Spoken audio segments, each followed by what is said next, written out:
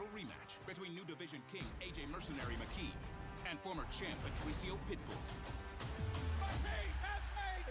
Plus, the light heavyweight Grand Prix final, champion Vadim Nemkov versus top contender Corey Overtime Anderson. It's game time, baby. It's a Bellator blockbuster. Friday, April 15th, live on Showtime. We are live here at LA Live for a beautiful day of talking about the upcoming schedule for Bellator MMA. We have got an incredible 5 weeks, 5 fights in the 5 weeks, 4 title fights. We've got more things going on than I can talk about right now. Josh, how you doing, baby? I'm doing good. It's a beautiful day. It actually cleared up here, and the wind's kicked down a little bit. It was kicked up earlier, but it's going to be nice. I'm excited.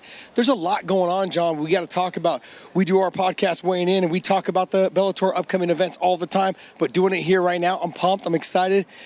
Fighters about to start walking out and getting sat down. I'm getting a little nervous. I did this for years. Nervous? I get nervous still. Why? I get nervous more for the friends and for the fighters than I do for myself every time I fight. But this is amazing. I love this, and I'm glad Showtime took a chance on us, buddy. Oh, they said, "Hey, I don't know if it was." We'll see how it all works out. You know, the big thing. Let's talk about it. We have got Bellator 277 coming up from San Jose, California, a place where there was possibly what I would consider the biggest fight in Bellator history between AJ McKee and Patricio Pitbull, fighting for not only the featherweight world championship, but the featherweight world Grand Prix title. That happened on July 31st of 2021, and in basically 1 week, we've got that same fight, 5 days. That same fight is coming back as a rematch. What do you think of it? Well, I should expect a much different fight. People are expecting the same outcome, and I'm thinking, look, it may end up being the same outcome, but I think you're going to see a longer fight. You're going to see a better fight. Patricio is one of those guys that he finds a way to figure out his opponents. Look, he fought Daniel Strauss how many times? 4 times, I believe. No, he fought Daniel. Yeah, four times. Daniel Strauss. So, Daniel Weichel 2 times. Yeah. So all those times, every time he has actually fought in a rematch, he's had a better performance and usually comes out with the victory. So look, the potential of him getting this win, it's going to be a very tough fight. AJ poses all the threats that he has always had a hard time with. Daniel Strauss, the speed of him was the problem. AJ McKee has that same problem. So in terms of presents the same problem. He presents the same problem, I should say. Sorry. Yeah. But yeah, he is extremely fast, explosive. AJ McKee is, and Patricio's got to figure out that riddle.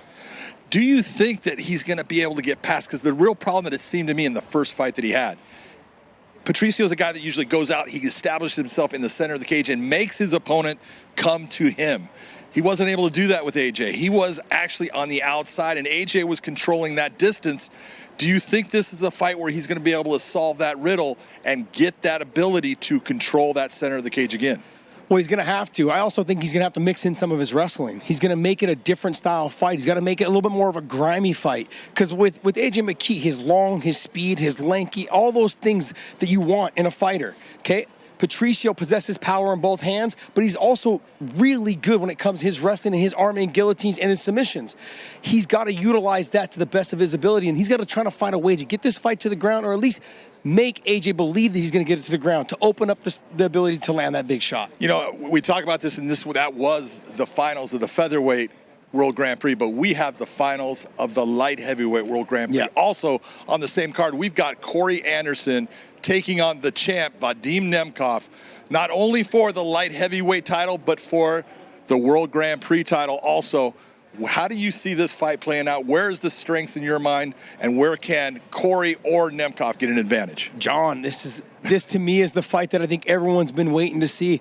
Like, honestly, it's just one of those fights where Corey Anderson possesses the wrestling. He's got the cardio, and we've seen Nemkov slow down as fights have gone. Now, he hasn't had that problem as of lately, okay? He had a little bit of that issue with Phil Davis, okay? And he's had it before a little bit in the past. He's obviously a matured fighter now, okay? So he's learned how to pace himself, not fight reckless early in the fight, especially now since being the champion, understanding every fight's going to be 5 rounds. But Corey Anderson's got a gas tank for such a big guy. His gas tank is probably unmatched, I think, in the weight class across the whole sport. So I look at him as well as his newfound love for the kicking and the punching, as well as just that ground and pound that he always talks about. He gets on top. What does he say? Ground and pound, baby. There's a reason, because when he gets on top, he's devastating. Big elbows. Yakshimuradov found that out, okay? And a lot of other fighters have as well in the past. So if Corey can get this fight to the ground early and often, I think he's got a good chance to open up the stand-up as well later on in the fight. But do you think that he can out-wrestle Nemkov? Because let's be honest, Phil Davis, an incredible wrestler, an NC2A Division I champion, wasn't able to out-wrestle Nemkov. Nemkov actually took Davis down more than Davis was able to take him down. Do you think Corey Anderson's going to be more successful with his takedowns? Phil Davis is one of my good friends, and he's a phenomenal wrestler. But John, he doesn't utilize it as much as he possibly could, okay? Yeah. He's a former national champ out of Penn State. I'm telling you guys right now, had he utilized wrestling early in that fight, I think you may have seen a different outcome. So that was the one thing that we got on him about, and he's been utilizing his wrestling ever since then, taking down Olympic silver medalist Romero. Yoel Romero, sorry. And getting that fight to the ground. So there's a lot that can be done by Corey Anderson. Now, what I will say, though, is I will agree with you on this, though. The wrestling styles there is a contrast. Whereas Nemkov has more of the sambo, foot sweeps, body lock type takedowns. Don't get me wrong, he'll drop in on a double leg and a single leg, but he prefers to get in on that body lock, push you to the fence, start bouncing you off the fence and foot sweep you, hip toss you, whatever he can do to get the fight to the ground. But his bread and butter is going to be on the feet.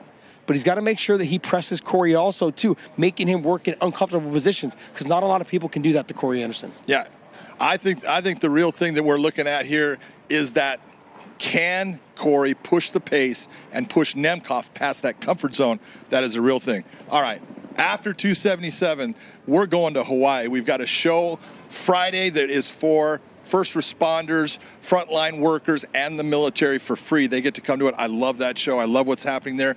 We've got a championship fight with Juliana Velasquez against Liz Carmouche, which will be fantastic. And then we've got the next day, 279, Cyborg versus Blanco, but also the opening round of the Bantamweight World Grand Prix. Yeah, so you've got Archuleta versus Stotts. You got Mix versus Horiguchi. Horiguchi coming off of his loss to Pettis where he was dominating the fight. Would you call? He won every minute. He won every minute of that fight except for that last second of the fight. Which that's what happens though in the fight game, and we've seen it many times, John, where someone was dominating a fight. But Horiguchi was not to be deterred by the situation. He said, "Look, this is the game. This is what happens. Go back to the drawing board, make some adjustments." We've talked to people like we've talked to other people from his camp, and they've made it very clear that it didn't really faze him. He understands exactly what he needs to do to get this win. It's one of the things that I love about him is he never makes an excuse. He doesn't sit there and try to find something. Well, he goes, I made a mistake. I got caught. I was doing everything that I wanted to do, and then all of a sudden it was over.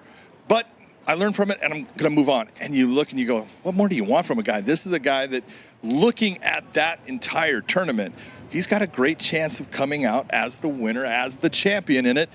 But we have a start of that tournament with an interim title fight between Juan Archuleta, a guy that was he's the former bantamweight champion of Bellator, going against a guy that we know is unbelievable in the wrestling area and is just getting better and better in the stand-up. Rafion Stotts, he's on fire. Yeah, he's on fire. He's also on fire on his social media. So if you guys haven't followed him, he is hilarious because he likes to pick fun at every single person in this tournament. And I love that about him. He understands this is just fun for him. He loves everything about what he's doing. And that's what makes guys like him dangerous, because when they get in there, they fight so relaxed. Yeah. When he beat Magomedov, it was all about the fact that he was so relaxed out there. He was having fun. He was making it fun, getting the takedowns, stuffing the takedowns, landing the combinations, pointing at him, letting him know, you're not getting me down. I think if he does the same thing with Juan Archuleta, he's got a good chance of walking out of that fight as an interim champion. And one of the things I loved that you talk about his social media, he actually found two of the fighters in an elevator and started doing, he's videotaping the whole thing, talking about, I have found them. He is saying that I have been looking for this. This is what I am made for. And he believes that he's going to be the guy that comes out in the end as the champion and the winner of the Bantamweight Grand Prix, but he's got a ton of studs to go through. He does. He does have a lot of studs to go through, but I think he's got a good chance, the speed, the power, the wrestling ability, all around a true MMA mixed martial artist. All right, the second matchup of that night is Patchy Mix, a guy that fought Juan Archuleta for the title. He did not get that. That was his first loss ever, his only loss ever in mixed martial arts. He is going up against Horiguchi. We're talking about Patchy Mix, tall, long, lanky, as you like to say, against a guy who is shorter but fast. How do you see that matchup?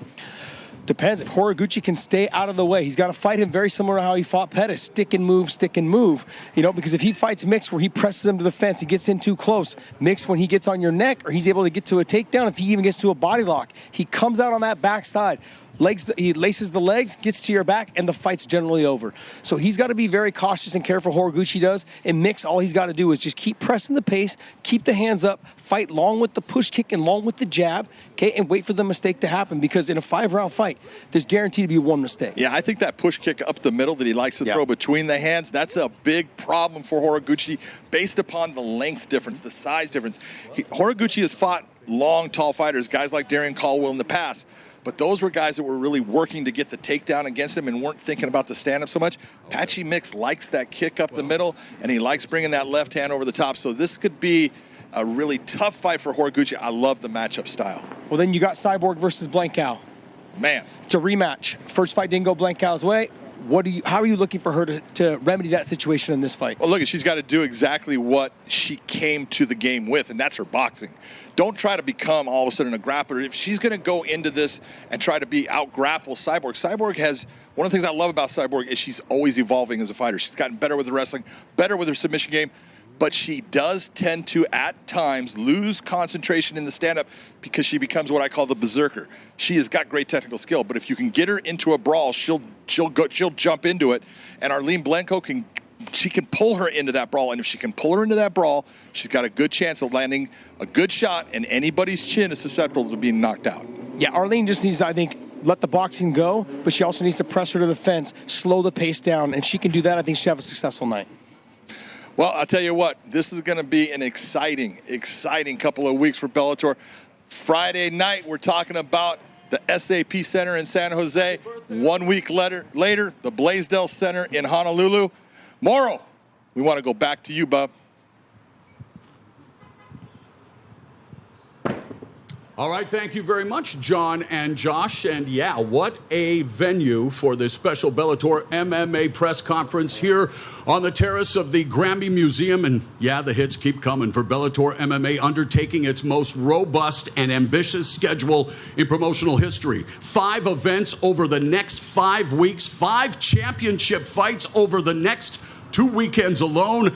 It gets underway this Friday, Bellator 277, the main event, the much-anticipated rematch between featherweight champion A.J. McKee and the man he took the title away from, the most decorated fighter in Bellator history, Patricio Pitbull. We will also see the final of the light heavyweight World Grand Prix between champion Vadim Nemkov and Corey Anderson. Following weekend, back-to-back nights in Hawaii featuring 2 title fights and the beginning of the Bellator MMA Bantamweight World Grand Prix. And if you look ahead, May 6th, it's a Friday night, City of Lights, where Ryan Bader and Czech Congo will run it back for the heavyweight crown, looking to, well, turn each other's lights out. The following week, we will be in London, England, MVP's backyard. Michael Venom Page taking on Logan Storley. Storley looking for a storybook ending in the biggest fight of his career. June 24th, we return to, well, our home away from home, Mohegan Sun, as Gegard Mousasi, without a doubt, one of the best to ever step foot into a cage or ring.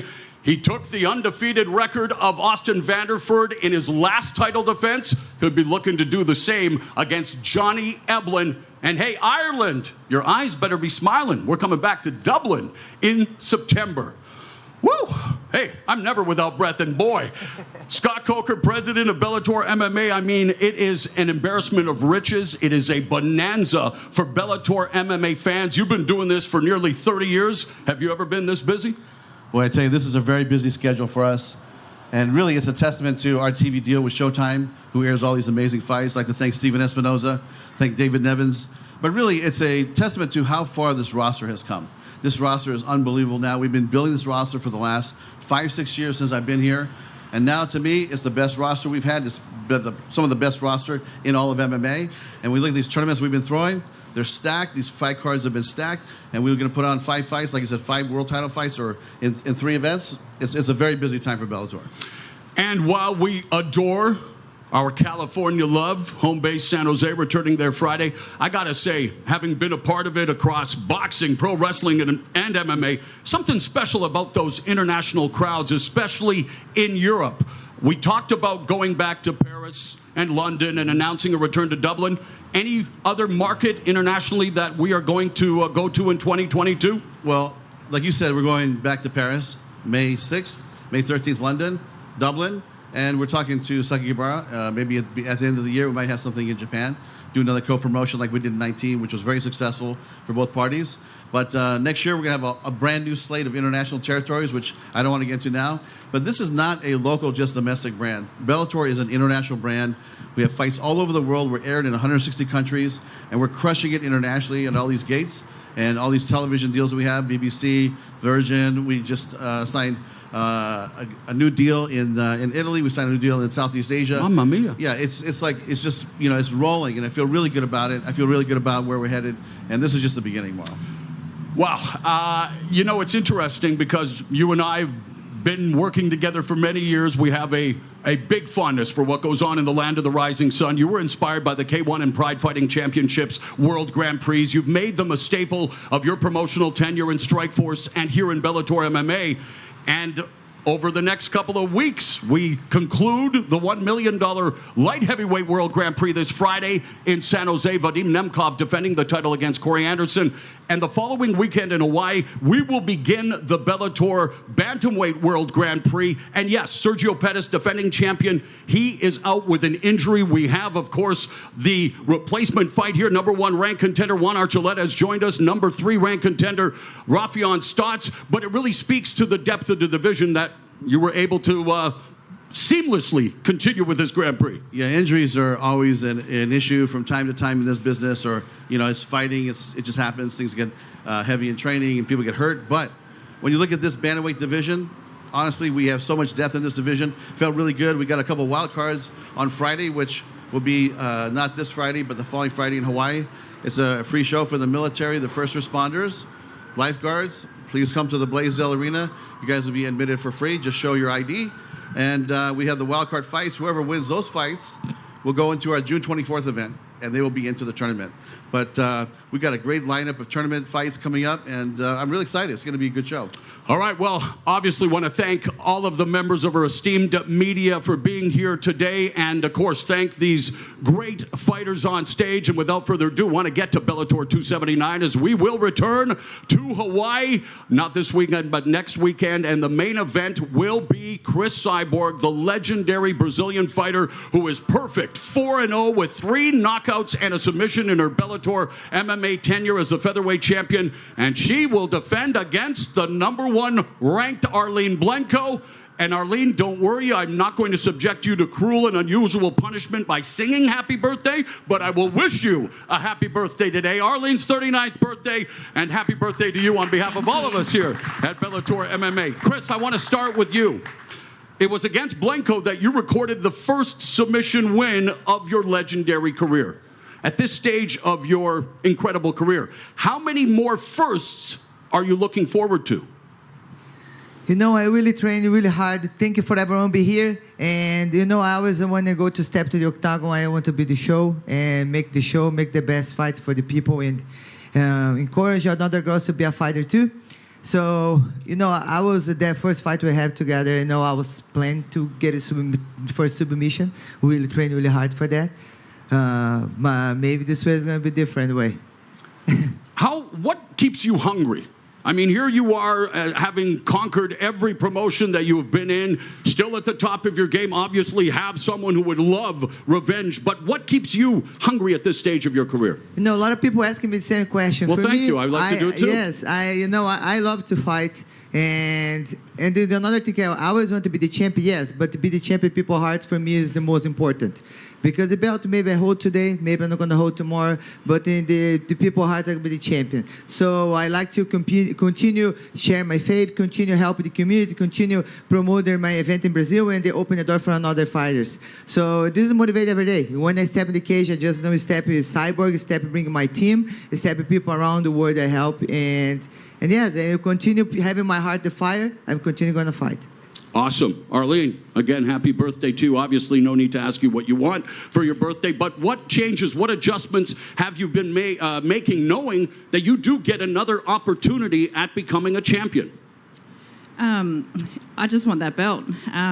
Basically, whenever I'm fighting a fighter that's ranked below me, I bring a mongrel to the cage.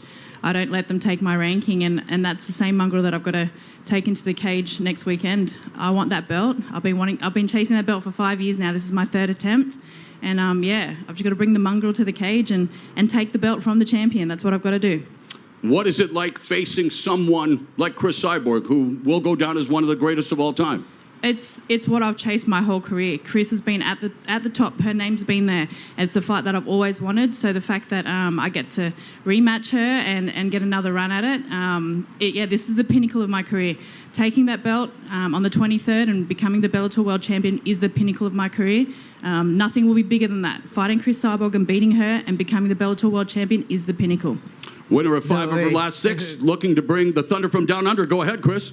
No, I'm ready. I'm ready for this weekend. This weekend, I'm ready. I know 2 other fighters who are ready with the Bellator Bantamweight World Grand Prix on deck beginning in Hawaii 1 week. Well, 2 weeks from now, actually. Juan Archuleta, #1 contender. You defeated Patchy Mix for the vacant Bantamweight title.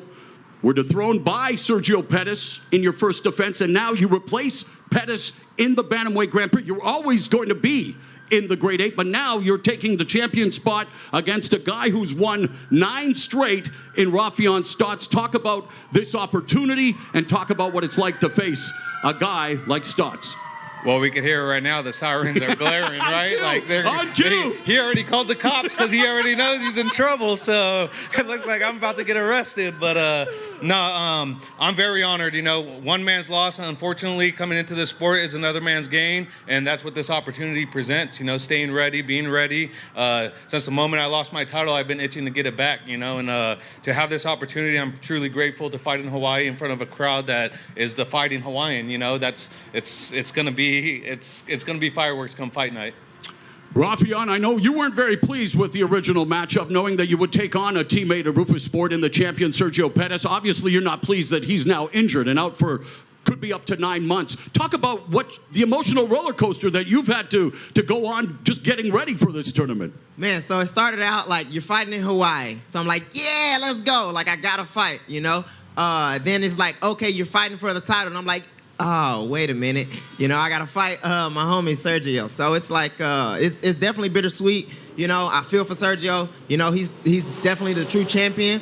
But I'm super excited, you know, now. You know, it went from down to like, dang, it sucks, Sergio, to fighting somebody I don't really care for in Juan Archuleta. You know, I feel like he's an excuse machine. So I get to, you know, or punch him in the excuse machine in his mouth. So I'm super excited to do that. And I'm super excited to be here. All right. On that note, we're going to open it up. Media questions to the fighters and Mr. Coker here on the stage. Question for Chris. Chris, when you have such a great performance against Arlene the first time around, just what do you approach in the gym in terms of how you're going to take this rematch and what you want to do out there and accomplish? No, I believe like a rematch, you have to work harder. You know, I know sometimes because you win the refight, you feel comfortable. I'm not. I'm training really hard for keep that belt. And, you know, the fight, when I fight her, I feel comfortable in strike. But, you know, I have to go to the ground. And while really confident, she felt my punch. I saw her face. So I believe I have a lot of options to the fight. I have 5 rounds to finish the fight. So just have patience and see the moment, the time right. And that's it.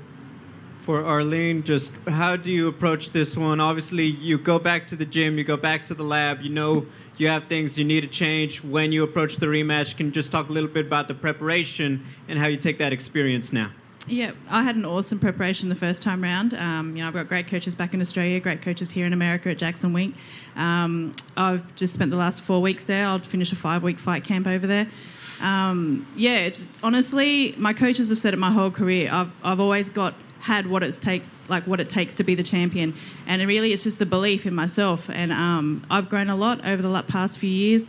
My past 2 performances have shown that. It's just every time I get in the cage, I'm a better fighter, and you know, that's what the commentators say too with the fights. I'm getting better and better, and like I said just before, this is the pinnacle of my career. So I need to show up on the night and perform. That's what I've got to do. For Rafion, just can you talk a little bit about the change in opponents and how your preparation changed going from Sergio to now Juan? Yeah, so I feel like Sergio is definitely my toughest opponent that I can face. You know, I've been with him for years, and I know, you know, what he puts into it. He knows what I put into it. We know where our strengths lie.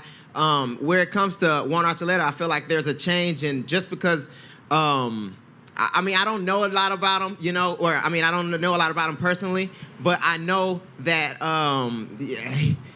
he's not a person that seeks out a fight. You know what I mean? I feel like he's a person who kind of tries to find his way around, being in like a real fight. So I'm excited to like bring a fight to him. You know what I mean? I'm excited to just be in there with him and like make him feel my presence. You know what I mean? So that's where I feel like the preparation kind of differs. I feel like technically I'm better than him. I feel like I'm stronger. I'm faster. But also we get to find out on a fight. Like I don't know for sure, you know, and that's like what's fun for me. I get to find out like, are you real or not? You know, we're gonna find out. We're gonna find out real soon. My final question for Scott Coker. You obviously mentioned the possibility of co-promoting with Ryzen later this year. Have there been any talks with any other companies about the possibility of co-promotion this year? No, just, Ryzen, we've done a couple, 2 or 3 fights in Japan with Saki Ibarra, but he's somebody that I've known, since he owned Pride, and I had Strike Force, and we worked together, sent fighters back and forth. So there's a certain amount of trust there, and, once a year we talked about doing something big, and I think that we're going to try our best to make it happen. Again, I'm going to meet him in Hawaii in 2 weeks, and we're going to have a sit down and, see if we can put together. Question back here. Yeah, Juan, you were saying, back here, you were saying that since you lost the title, you've been itching to get back, but you have a chance to win $1 million too. So I'm curious, what is more of your motivation, winning the big money or getting the rematch with Sergio? Thanks for your question. Yeah, man, I mean, I've been off since June, right? And been knocking on the door for a fight. Nothing presented itself until the Grand Prix got brought up. And, it's awesome because now not only do I get to fight and fight a guy that's, obviously hates me, but I get to go and win my title back and then run through the division again and fight the true champ and defend the belt against Sergio and let him know that first fight was a mistake and my losses was his gain. There's already been a little bit of trash talk at the dais, saying that you're an excuse machine and that you evade a fight. Did you know that there was any of this bad blood already? Where did that come from, and how does that motivate you more, knowing that there's a little bit of blood going on there? Yeah, I think that's just insecurities on his part, which is all good, and then I didn't know. I mean, excuse machine, I have no idea what he's talking about to begin with. You could ask Scott Coker up here, anyone he's put in front of me. I've signed the contract and I've never asked for any other fight besides the one he's presented to me, and I've signed at every dotted line that he's given to me. Scott, you guys haven't traditionally done a whole lot of interim titles. I know there was the heavyweight recently, but what was the reasoning behind putting an interim title in this tournament? When we think about Pettis' situation, I mean, he's going to be out for maybe 9 months to a year, right? That means that the belt will be frozen. And we told these guys this is going to be 5-round fights and the title's going to continue. So we said, look, we're going to make this an interim title fight, and then that will continue on. And then whoever's the interim title at the end that wins the $1 million will fight Sergio Pettis probably the first quarter of next year. And the last time you guys went to Hawaii, there was actually a little bit of an issue with the timekeeper in the commission. Has all of that been straightened out? There was a fight that was actually affected by poor timekeeping in the prelims, and I'm curious if you guys have the ability to make sure there's no oversight next time around with the commission. Well, I do know that there's a new commission there, and we'll definitely have a conversation with them about that, but I wasn't aware of that situation, but we'll look into it. Yeah, it was the French fighter, Pierre Daguzon. The round was actually started late, and they only fought about 3 minutes in the first round, so it's cool. What's going on? I had a question for Cyborg. 5th fight in the promotion. You're now going through another rematch. You're almost like lapping the division again. How do you stay motivated at the top, going through these fights time and time again when everybody else in the division is coming for you constantly? No, I really love my job, and then when you love your job, you don't work, And I like to train. I like to do my best too in the ring. And just, be ready for any people, Scott Coker put in my face. Doesn't matter going to be rematch. Doesn't matter going to be a new person. But I came to Bellator because I have a lot of girls in my division. And because this, I'm here. The next question's for Arlene. You're fighting one of the top pound-for-pound fighters in the sport.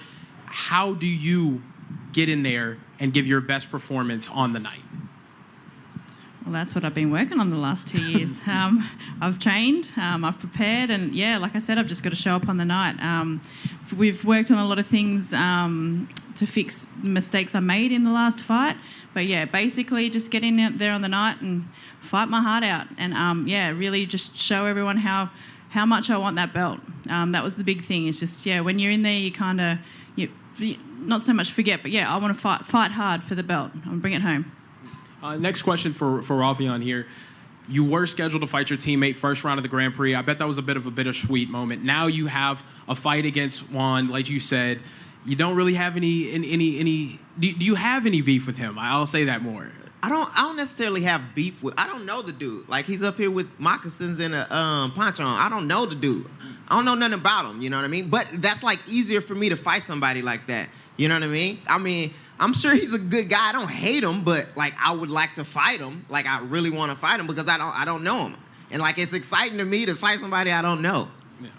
I will say this, Juan, you have the drip on right now currently. Do you believe you are the best dressed fighter in Bellator? Always. I mean, look at Ruffion. He's trying to copy my style. So from 2-3 years ago, no shirt on, tried to unbutton his shirt. He's copying my style. He wants to be me. He's trying to be me, right? So I have to switch it up. You got to switch it up. You got to always throw different curveballs when you're in the game. I appreciate the drip. Thank you so much, guys. Appreciate it. Hey, so my first question is for you, Chris. How much does your religious belief continue to push you to fight? If I feel my heart, I might continue to fight. I'm going to continue to fight. And I like to share. I think everyone, when I fight, I like to touch with hearts and make the difference I'm at. Bring the light to the darkness. This is my goal. Thank you. And then for you, Arlene, just what do you take from that first fight that you know that you need to fix that you can carry onto this fight? I need to win. No. Basically, yeah, like I answered with the other questions, I know what I've got to do when I get in there. It's kind of, I've actually haven't really done too many interviews or spoken much about this fight because it's kind of like you get over having to talk about it. I don't want to be talking about it. I want to show my actions. I want to get in there. So, yeah, it's kind of hard. Like, you become one of those people like, oh, I'm going to get in there. I'm going to throw down hard. I'm going to knock her out, blah, blah, blah. But, like, it kind of sounds silly. Like, just, yeah, come and watch on the 23rd. And, yeah, I want to show everyone what we've been working on. Yes, everybody have a plan. A, B, C. But first punch, I don't know what's going to happen. Question right here for Rofian. I just wanted to give you an opportunity to expand on, quote, excuse machine. What did you mean by that? Because that's the one thing that seemed to bug Juan a little bit. Man, if I go through on my Instagram, I got a freaking video of somebody asking. Pretty much, I offered up to fight Juan before the tournament even started, before we knew about the tournament, and I offered to fight him in lieu of, or before getting the title. Like, he was the #1 contender, but I had just beat Magomed. I figured I was for the title next. I didn't know anything about the tournament, and I just, I called him out to fight, pretty much, you know? And the first excuse he gave was I didn't have enough fights. Like, oh, this guy's only got 2 or 3 fights in the Bellator. I had 5 fights. The next excuse he gave was that he spends too much money on his camp. He spends $50,000 on his camp, so he can't fight me because he spends that much money. Then the third excuse was that I fight too often. You know, then he was like, you want me to fight a guy that look on my Instagram. It's like literally like excuse after excuse. So that's the only reason, and that's why I'm coming at him like I'm coming at him, because like, you know, I'm in here to fight the toughest guys, and I feel like he was like running from me from a long time because I didn't have the title. I feel like the only reason he's fighting me now is because he can fight for a title, so he has like an out, like, oh, I'm fighting for a championship, you know what I mean? But I fight him, you know what I mean? I chose to try to fight him before, or to even like to forego my championship opportunity, you know what I mean? So that's where it's coming from. That sounds like an excuse to not fight your teammate who has the belt, if I'm wrong or not. You're right. That sounds like you don't want the title fight. So I said, if you're not fighting for the title and you have the opportunity to be #1 because I just came off a loss and you don't want the title fight, I'll take the title fight more than willingly. Again, Scott Cooker's right here. You could ask him, have I ever turned down a fight that you have given me on a contract? And the answer will be no. I Who didn't, have I didn't fought? say you turned down a fight. I've I taken said fights that are #1 contenders. I continue to be a reputable fighter and fight whoever they put in front of me without asking. Again, of course I'm going to sign the dotted line because they sent me a contract and saying, hey, you're fighting Rufion instead of Magomedov. So guess what? I signed the contract and I sent it right back in. So I don't get the excuse machine. Well, no, this is the last thing I'll say, okay? And I feel like that's where me and him differ, okay? I feel like I go out and I'm seeking out fights. I enjoy fighting. He's like accepting what they, you know, if hopefully they don't offer me the fight, you know, and I won't take it. I go out and I seek things that I want, you know what I mean? I want to fight everybody in the division, so I want to fight him. I want to fight every single person in this Grand Prix. Say it again? But Sergio. But I agreed to fight Sergio. I don't want to fight Sergio because I know him. He's my boy. And he has a title in the division. And he's the #1 guy in the division. I don't want to fight my boy, but I'll fight for the title. Now we're fighting. True. We're fighting now, so we get to sell it. To his point, Juan, did you feel like maybe he was beneath you before this interim title? No, not at all. Rufion's a great opponent, right? He came in. I was hyped up when they signed him, Magomedov, Josh Hill, all the guys that they just brought. I mean, that's why we're doing this bantamweight tournament, right? Like, I want the best in the division. And if it's not this division, I'll go up to the next division. If it's not that division, I'll go up to the next one. I've done it time and time in my career, and I'm going to continue to do it time and time in my career. I'm the best MMA fighter in the world right now, and I'm going to prove it come fight night. Thank you. Guys, we'll do one or two more. My question is for Chris. There have been two names that have kind of surrounded you for a potential fight, Kat Zingano and Kayla Harrison. Do you feel like they both ducked you? Maybe after our fight Arlene Blanco, we can ask this question. I think all the light for us now in 2 weeks. Thank you. Any last questions? Scott, let me ask you something, please. Bellator is getting bigger in Brazil every day. Do you have any plan, any other plans to bring Bellator to Brazil soon? The answer to that is yes. Yeah. More news coming. Chris, how does it sound for you? This is gonna my dream coming true. You know, I want to fight home. It's nice, and the people, the crowd, very nice, and they're gonna be great. Yes. Yeah, you know, this was something that we were on our way to Brazil and even Mexico to start promoting fights. But we stopped because of the COVID situation. We went into the Mohegan Sun, did all the fights internally in the building there with no audience. But we would already be in Brazil working with Chris and her promotion if COVID didn't hit.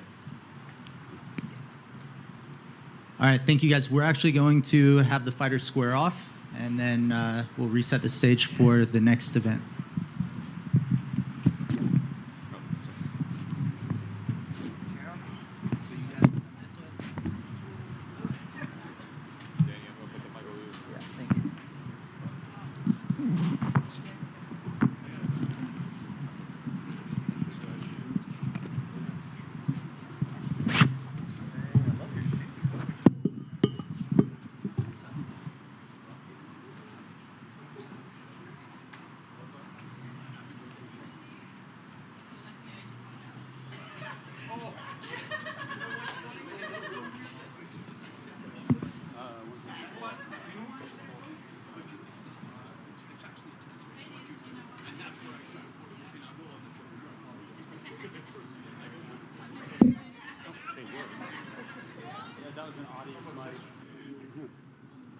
Everything's muted now.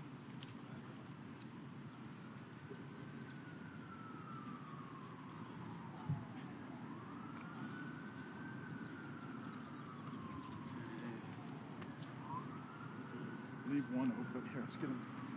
Who do we want to leave open? 7? Good. This is open. 7. So just no, leave one open. Yeah, 7 right here. No, we said it's gonna go. No, this was the extra person.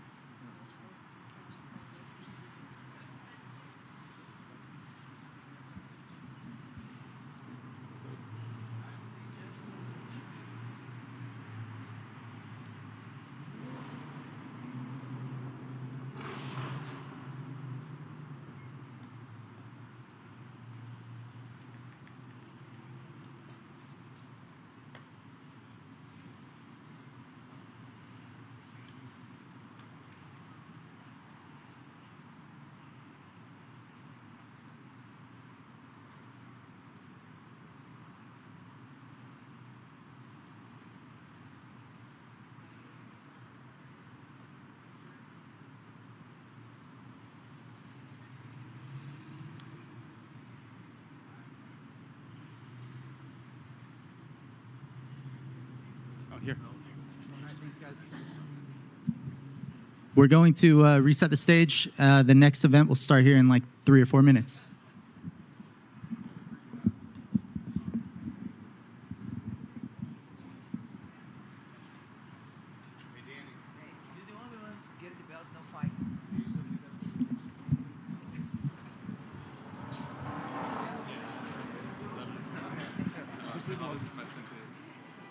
We are back. We have Jonathan Tucker sitting with us, and we're going to get to him because he's the main man. But I want to talk to you real quick about what was just taking place on that stage.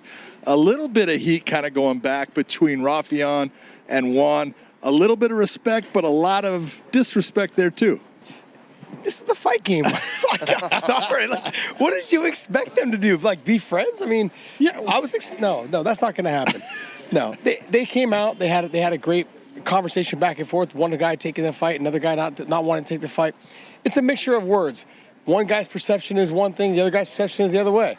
I mean, but you're Juan's boy, so I think Jonathan's a little biased in this one, but go ahead. Yeah, I don't think you have to sell this fight. I mean, I think this is really going to be one of the fights of the year. And so they can do all the trash talking they want. Yeah. But these are two of the best fighters in the division. You got Juan who's fighting at 135 pounds. This is where he excels. He's gotten belts at 4 or 5 different weight classes. Yeah. And you guys know there's a certain weight where you operate best. This is where he does that. And he's coming back to vintage form. I mean, this is a guy who's a D1 wrestler. He's put together, a lot of people, I think, don't appreciate the fact that it's an individual sport. You get in that cage and it's lonely, and it's going to be real lonely for Stotts when he gets in there with Juan.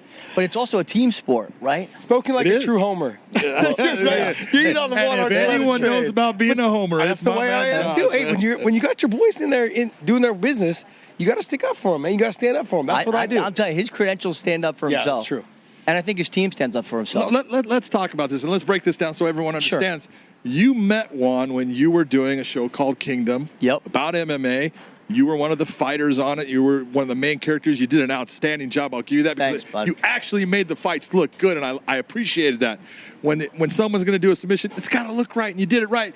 But I want to get into, you did a weight cut. You were doing a weight cut for the show, but you actually did it. Yeah. Have you lost your mind? Yeah. Don't remind my wife and family and friends because you lose your mind. Oh. Yeah. And we went down 30 pounds in the script, and so we went 30 pounds down on the day. And Juan moved into my house, and you really do appreciate that it's a team sport. Yes. Because if you're going to be cutting that sort of weight, you have a group of people around you who are going to take care of you. And I got to know Juan. I got to know his family. I got to better understand the experience of being a fighter, and it gives a whole new appreciation for what you guys do and for this sport and this league, Bellator. Yeah, you touched on it, though, because it is a team sport, because there's so many dynamics to this sport. There's wrestling, there's jiu-jitsu, there's boxing, there's kickboxing, there's all these things you need to work on. New with Sambo really making its way into the sport as well. It's kind of like the founder, I guess, kind of, as I look at it. But it really just comes down to, it needs to be a team sport, because in boxing you can fly in training partners, fly in someone to spar with, and then they go away, and then you move on to someone else. But in this sport, you need to have people that are there every single day to work something new with you. And I've been watching, Juan's fight, and I mean his training, and he's coming up against a wrestler. Stotts is a world-class wrestler, and his striking is extraordinary. And you just go on his Instagram, I mean, you can really see how clean and crisp he looks. But we got Brian, T-City Ortega working, a jiu-jitsu wizard. We've got, the power and the fight IQ of Killer Cub Swanson. We've got the combos and the footwork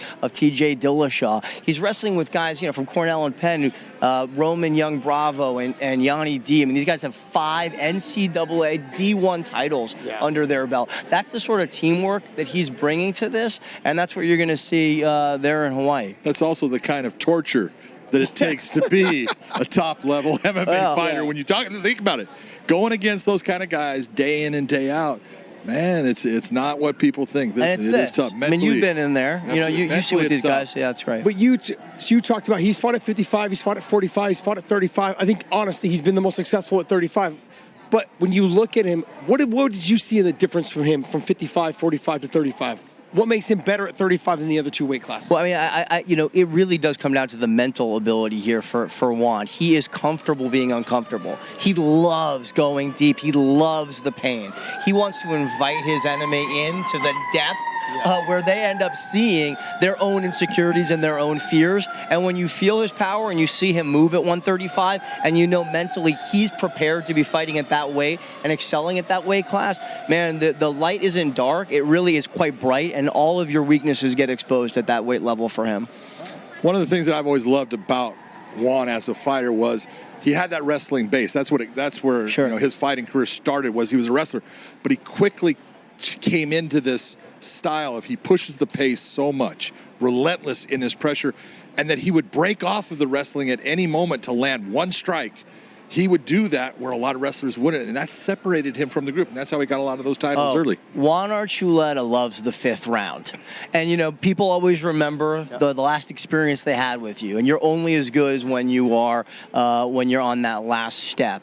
And boy, oh boy, he loves getting you to that 5th round because he's going to be turning up the pressure. That cardio is so well prepared. He'd love this thing to go 10 rounds, and maybe that's the Grand Prix. I mean, maybe they bring in one fighter after the next, but that $1 million is real, and it's going to be a really fun thing for us as sports fans to watch here on Bellator. All right, let's talk real quick about, you've got a series, and I'm not sure if you've got one now because your character is in and out. It's like no one knows if you died or not.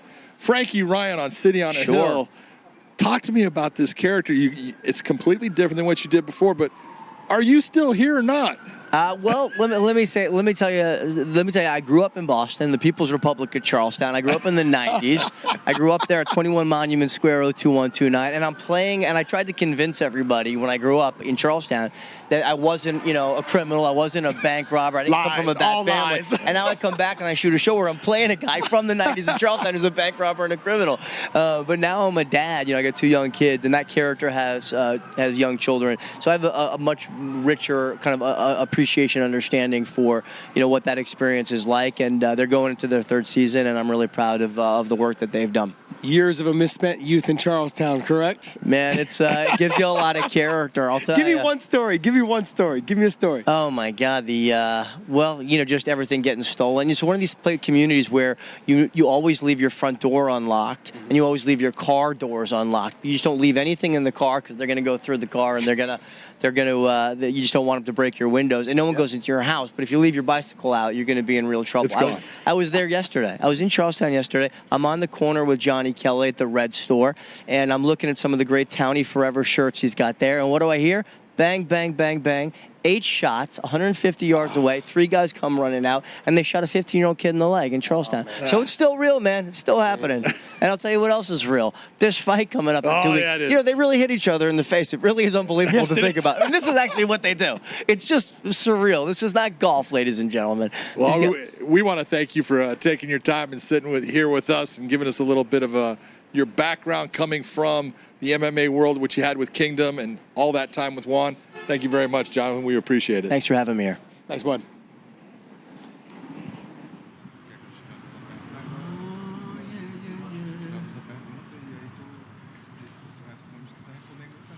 All right, thank you very much, guys, as we continue with this press conference here at the terrace of the Grammy Museum in Los Angeles. And now it's time to focus on this Friday night, and San Jose has meant everything to Scott Coker, both as a human being and as a promoter, because Scott, this month is the 13th anniversary of Bellator MMA's birth, but this Friday, April 15th, will mark the 28th anniversary of your promotion skills in San Jose. In fact, you were the promoter of the first combat sports televised event in San Jose. Marek Piatowski, the Polish Punisher, against none other than Javier Mendez, who we know as a coach at AKA. So I got to ask you, brother, another huge event at Bellator 277, much anticipated rematch, AJ McKee and Patricio Pitbull. We got the $1 million final of the light heavyweight world Grand Prix with champ Vadim Nemkov and Mr. Corey Overtime Anderson. Speak to your longevity, my man. 3 decades as a promoter. That was a magic night. It was something that we wanted to be the first sporting event to be in the new San Jose Arena. And they had brought the Sharks over from another city, I can't remember. But we had the opportunity to do it, and we put on the show. I think we had 15,000 people there. Javier Mendez, who was kickboxing for me at the time, wasn't even doing MMA. There was no MMA in town at that time. It was just all kickboxing. And we put on this great show. Troy Dorsey fought on that card. Francis Farley, Chris Brinkerhoff, Sam Montgomery. I believe it was just this amazing card. And then since that time, we've had so many great fights in this building. If you think about the very first fight with Frank Shamrock fighting Gracie, that was unbelievable. We had 18,265. We had no TV deal. We had no sponsorship. It was just a live event, live gate event. And then from there, as the promotion started growing, we had Shamrock Baroni, Shamrock Diaz, and then came the Shamrock Kung Lee fight, and that was a pivot point. Then we had, to me, the fight that really turned the female division, started heading in the right direction, was the fight between Chris Cyborg and Gina Carano.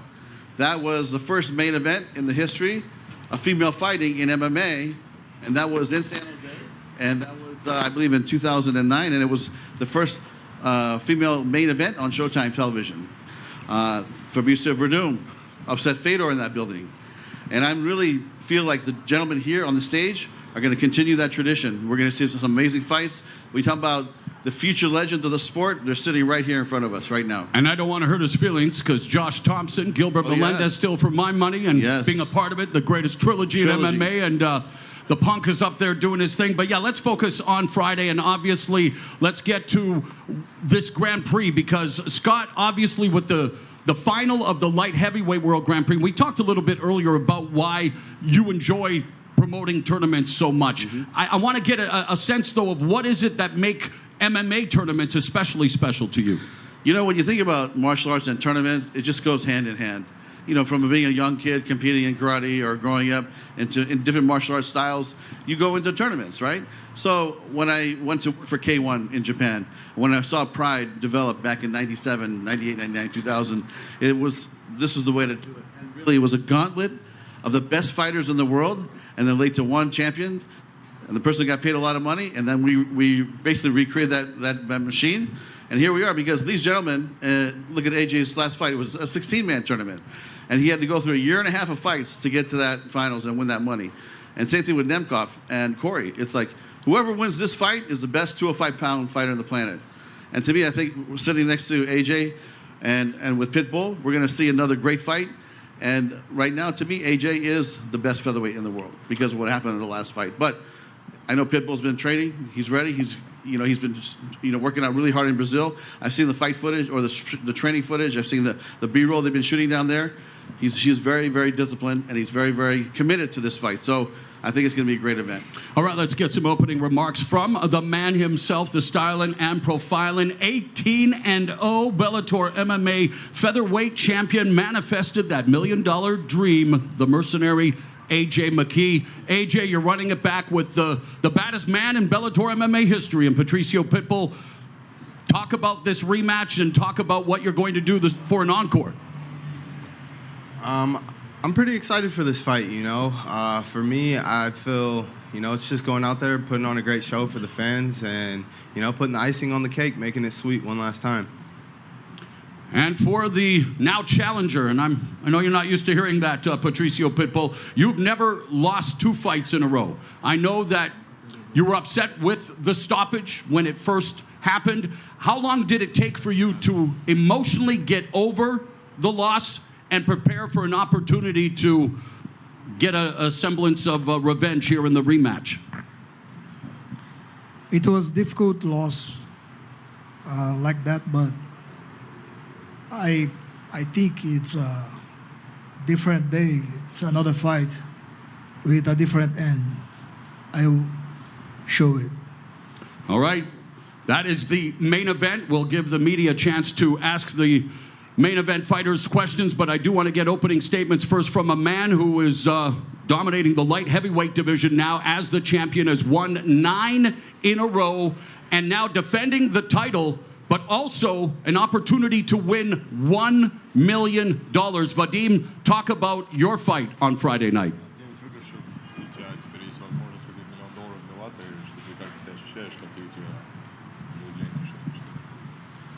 Я хочу выиграть этот бой. Я хочу доказать всем, что я лучший в своем дивизионе. И хочу выиграть $1 million. I want to win this fight. I want to prove everybody that I'm the best at this division, and I want to win $1 million.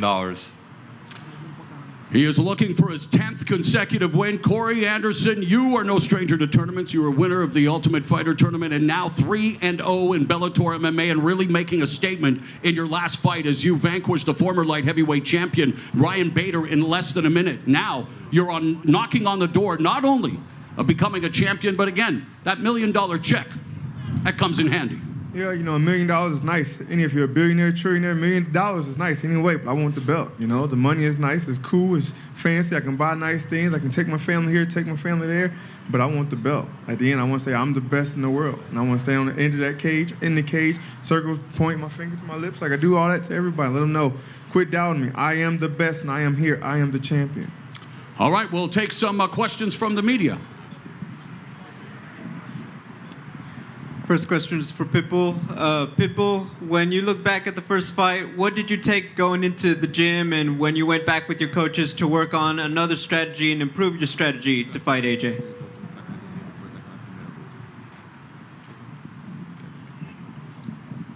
I think I can't answer that. Sorry. That's about strategy. So he's going to use that against me. Very fair enough. Corey, obviously you've had a long career, you've had ups and downs. Can you put into words what it would mean to you to get this particular victory in the final, win the title and everything else? I mean, it came full circle, you know. I started off in this game young. Like you said, a lot of people, a lot of people doubted me. Like you said, I had the ups and downs, and a lot of those downs, people thought I was done, like it was over. It was such bad knockouts, Corey can never come back. He's washed up. He get touched, it's over. And for me to come back and rekindle my career the way I have, just changed my mindset, changed my point of view in the fight game, period. It was no longer the fight game, it's the fight business. And I became a businessman. I got hungry. I got serious. I didn't care anymore. I just got to go out there and handle my job. And that's it. To go out there and do my job and get this belt, I did everything I came in this game to do, and I can walk away happy when it's over. For Vadim, you've obviously been on a great run. You also represent your team, led by the legend Fedor Emelianenko for a long time. Can you put into words what this victory would mean to you for your career to win the Grand Prix and defend the belt the whole way?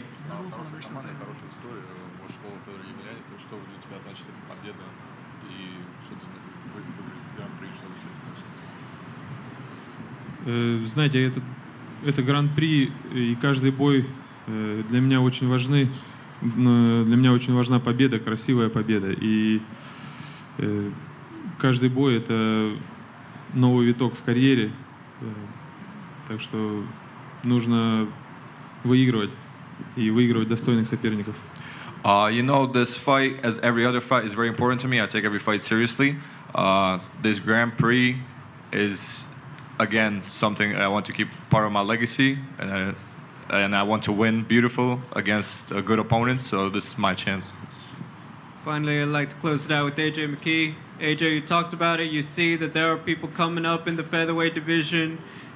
Just knowing that there's already the line growing, how do you keep that focus on a guy like Pitbull, even though you've already gotten the one win over him before? I would say just one fight at a time, you know. You never look past anyone, but one fight at a time. I've set a lot of goals and achievements that I'm looking forward to accomplishing within myself. So headed into this fight, it's just one step closer, you know, to getting towards those goals. So yeah, let's go out there and do what I do best. AJ, in the back, last time we saw you at the forum, you kind of seemed to be done with 145. You were talking about going up. So I'm curious, why are you taking this fight against Pitbull? We've seen it before, and you were quite dominant the first time. So what's the real reason for the rematch? I would say it's just kind of a respect thing. You know, he's been the reigning champ for a long time. So yeah, for me, you know, I'd honor him with that rematch at any point. You know, like I said, the goals that I've kind of set for myself, I want to be champ. So Body Shop saying to be a champion, you got to be the champion. So to me, that's the 155-pound champ still. Until I get done with this fight, then I see myself as 145 and 55-pound champ after this fight. Because yeah, you got to be a champion to be the champion. And then Corey, you were talking about not caring anymore and becoming a businessman. You know, we've seen you go up and down in your career. You're riding a great win streak now. But do you remember the exact turning point that you really that all of that clicked for you, that you just didn't care anymore? I remember the exact moment like it was 2 seconds ago. I remember it was after my last UFC fight. I ended up having a fall in that home. Something happened. I passed out and smacked my face, and I woke up with ambulance and everything. And I remember going to the hospital. Something that happened previously from training and fighting again. I didn't take the time to rest. And I looked at my wife and my son. She brought my son to visit me in the hospital. I remember looking at her just saying, I can't do this anymore. And she's like, what you mean? Like, you done? Like, no. Like, I got to get serious with this, man. This ain't a game. This is a business. I'm sitting here in the hospital. My son is looking at me right now. He don't know what's going on. But I always told myself I wanted to be out of this game before my kids could see me and be like, oh, daddy's got a boo-boo. Daddy's hurt. But it's too late. Now my son's seen that. So it's like after that, this ain't a game no more. This is business. I'm not playing games. I'm here to get my job done the best I can, do it better than my opponent, get paid 2 checks, and go home. And how good is it going to feel to win the belt, considering that a lot of people have doubted you along the way? It's going to feel great. I'm not worried about the naysayers. I don't care about what the people say. I'm worried about for me and my family because I know what we are capable of. And I say we because my family's been with me the whole time since I started. When I married my wife and the kids, they in the gym every day with me, watching, grinding. My wife used to fight. She critiques me. My kids watching film with me. So it's a family business. And I want to get this belt for them. When I get it, I can say we did it. The family, my parents, my brothers, my sisters, my wife, my kids. I can hug everybody and say we did it. What's going on? I got a question for AJ. AJ, you and your father talked about putting the Pitbull in the kennel. It's finally fight week. How do you go about getting that job done? I walked the dog once already, so why not twice? I know they enjoy a walk. All right. And also another question for you. You see that $1 million check over there? That's what you were competing for last time. How do you stay motivated? First title defense. It's different now. I got an extra O to fight for. You know what I mean? It's not just the O on my checks, but also on my record. And yeah, man, it's a lifelong legacy. It's a family legacy. So yeah, man, I got a lot to fight for. And this fight is definitely just go out there, put the icing on the cake, and show the world that I'm the best 145er in the world. I got another question for Corey. Corey, it's been a long road. You say you're taking it. You're approaching this game like a business now. You're going in there, getting your job done. You're fighting for that $1 million check. Does this fight solidify your long road, your long career? Does this fight finally solidify you as the #1 light heavyweight in the world? 100%. I'm excited for it. Another question for Patricio here. Patricio, big changes to your life after losing the belt to AJ. Big fight, biggest fight of your career. Ended up falling short in the Grand Prix final. How do you rebound, not just physically but mentally in the cage on Friday night?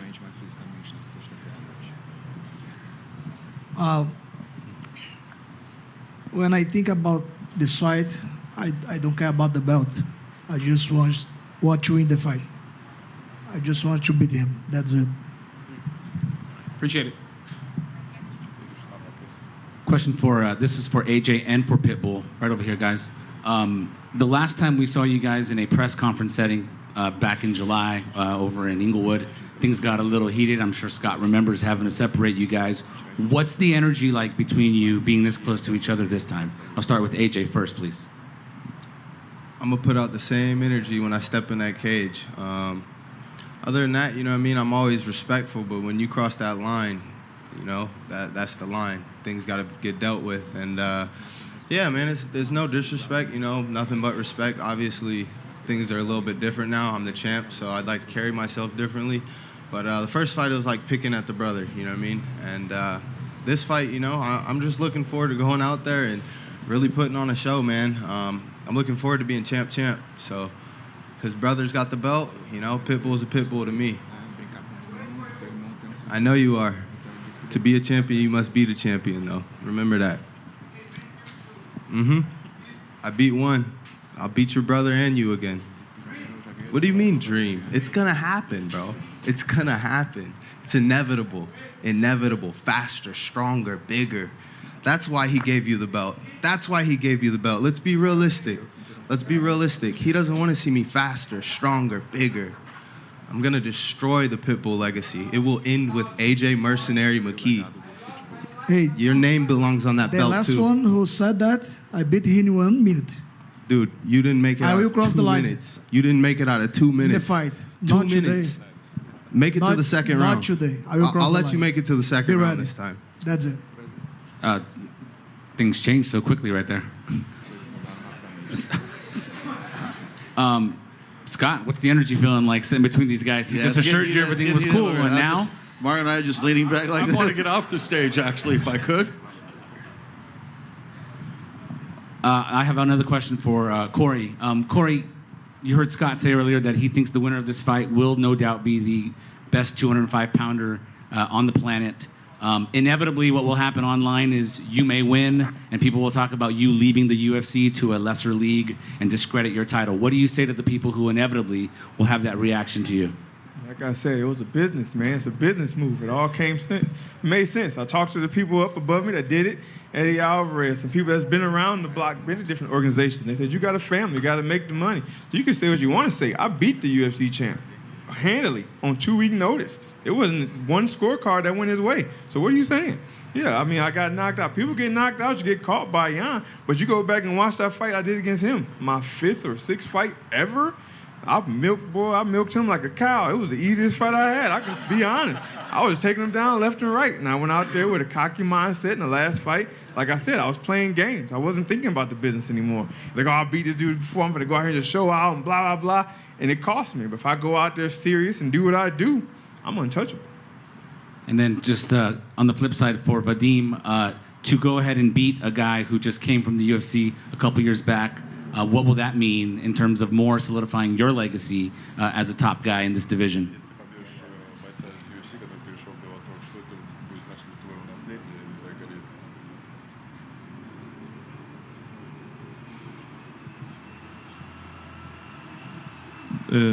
Это большой бой для меня, как я уже говорил, и то, что Кори подрался с сильными бойцами в UFC, это меня только мотивирует. This is a big fight, again, as I said, that Corey fought good guys in the UFC, that only motivates me.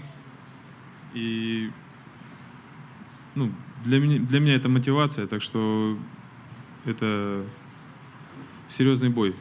And for me, it's only motivation. It's a very serious fight for me. Thanks, champ. Cool.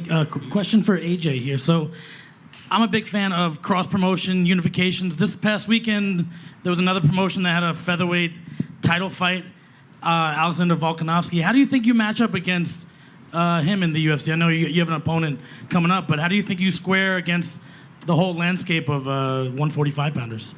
Great. I feel I'd come out on top with any 45er in the world, especially 55s as well.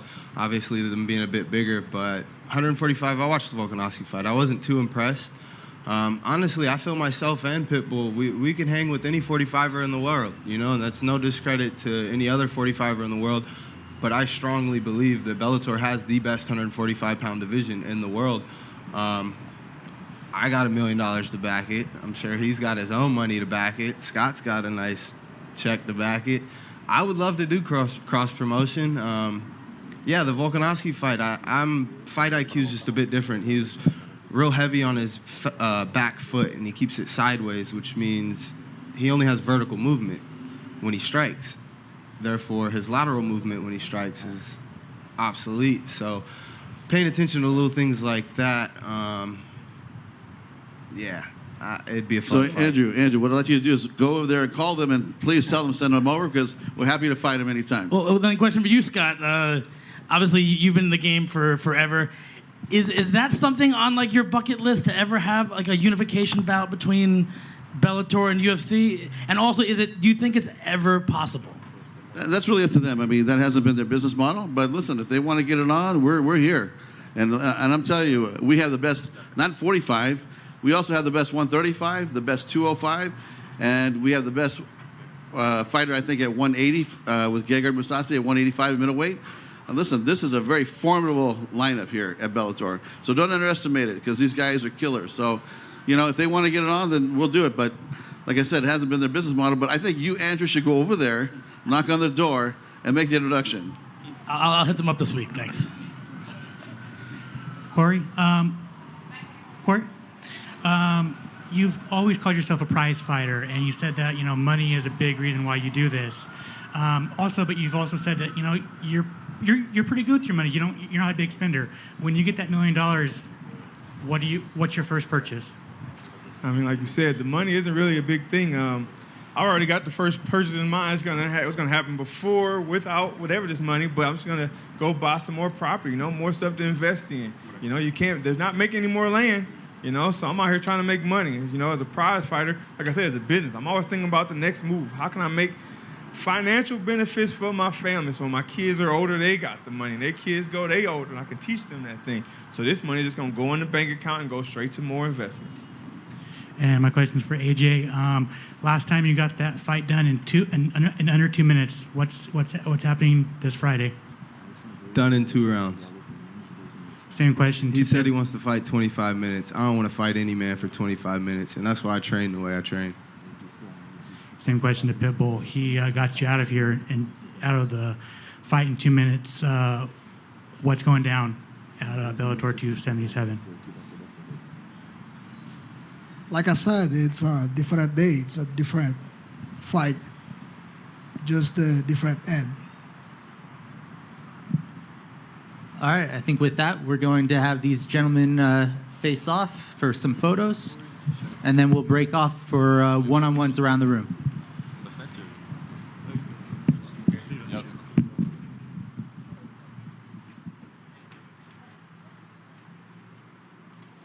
A little bit going on there between AJ McKee, the champion, and not only Patricio, but his brother Patricky.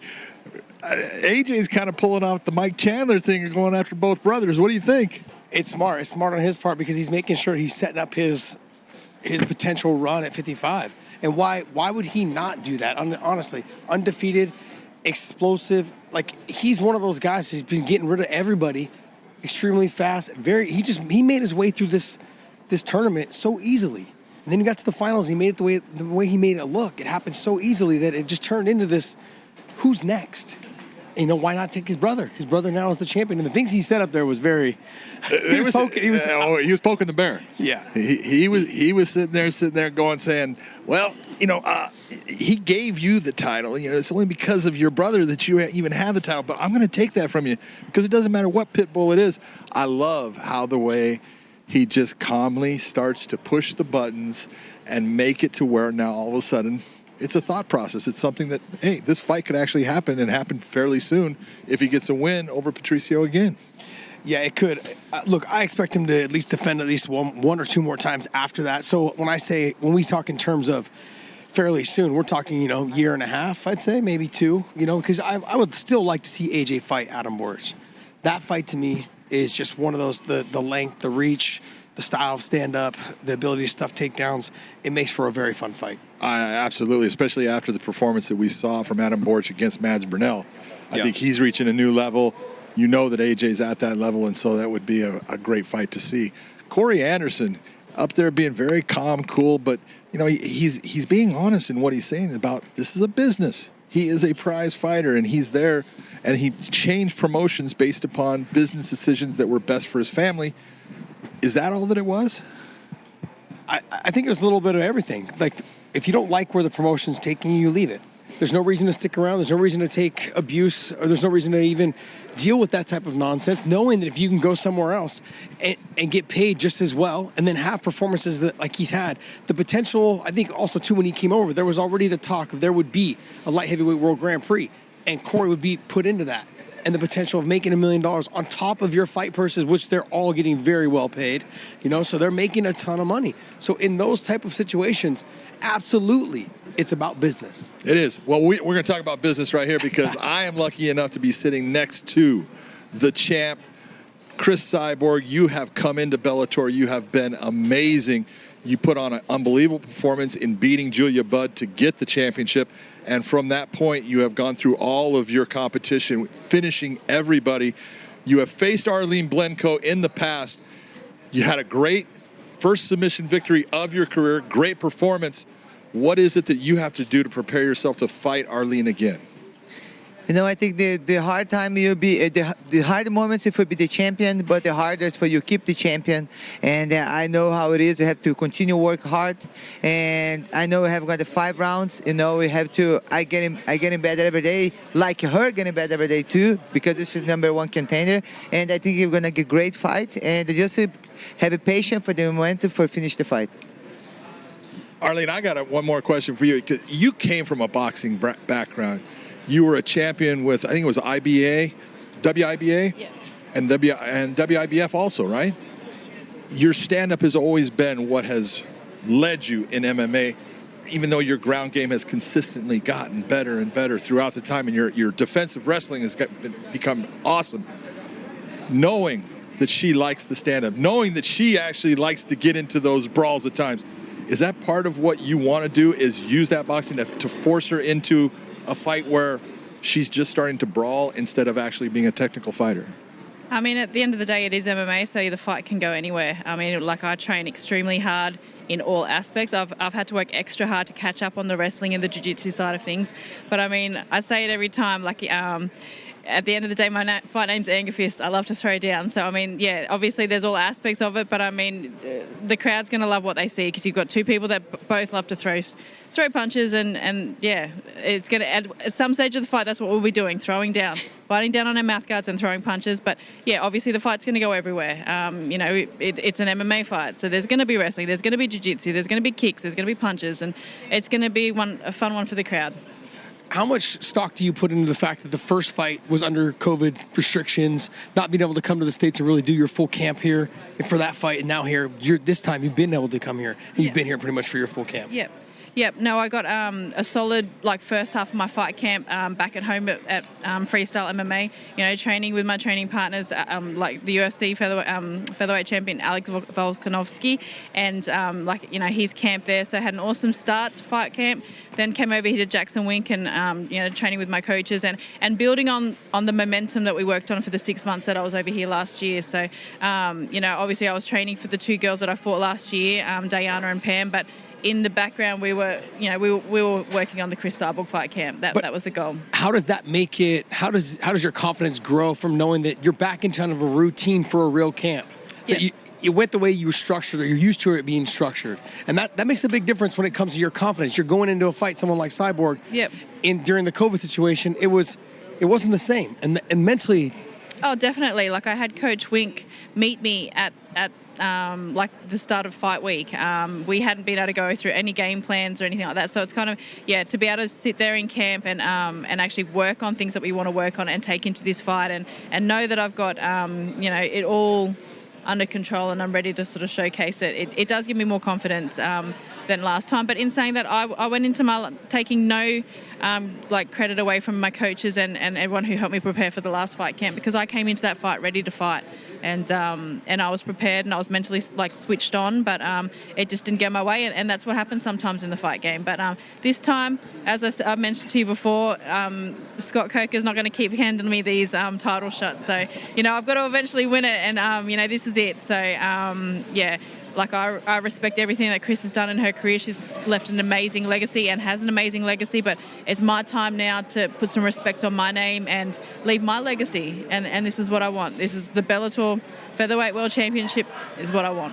Chris, she's been able to now train with people at Jackson Winks that have fought you. Holly Holm, just understanding that now there's maybe a little bit more input from the first fight that she didn't have, now that she's gotten it in this fight. How do you expect her to fight differently? You know, it's our first fight already passed. You know, now we have to leave the next fight. Same struggle she had the COVID moment, I have the same way, you know, but we have to continue training. I was a hard time to find sparring, but I have to continue, you know, get improved and again find a way to make the fight happen. And this fight for sure, you know, it's different because no COVID moment, have a lot of crowd too. People gonna watch the fight, they're gonna be just your corner list and everything. And I fight a lot of fight already all home for the group too. You know, I respect everyone, but the day they fight is the day they fight. John, one last thing. How hard is it to know that you're going to Hawaii to fight? That's what I want to know. It's like, it's vacation, that must fight, be really it's business. Corey Anderson's talking about business. I'm up here taking care of business. But you're in Hawaii. Yeah. How hard is it? You know, I went to Hawaii 2010, but I just go chill, just for enjoy the beach, everything. But then telling me it's very different finding Hawaii. Yes. Because the fans go crazy. I'm very excited, very happy. Going to remind me in Brazil, and it's going to be good, different, you know. What do you think? I'm super excited. I mean, not taking anything away from good old Thackerville. I've fought there a few times. But yeah, I'm definitely looking forward to this fight week and the preparation. And yeah, just having the crowd. Like I remember when Alima headlined the Hawaiian card when Bellator first went there, and sitting at home back in Australia watching the crowd and just how electric it was. It's exciting to be headlining the card with Chris and being the two female fighters that headline that card on the 23rd. Congratulations! I cannot wait to watch it. Good luck to both of you. Thank you. Have fun, but get serious. Yes. Thank you. Thank you. Yes.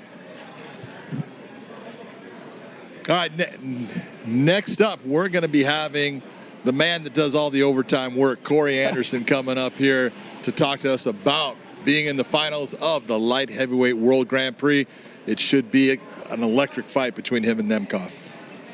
John, is it the pace that he needs to set to get the win, or is it the wrestling he needs to push along with the pace to get the win? You know, in my opinion, everybody's got their advantages in a fight.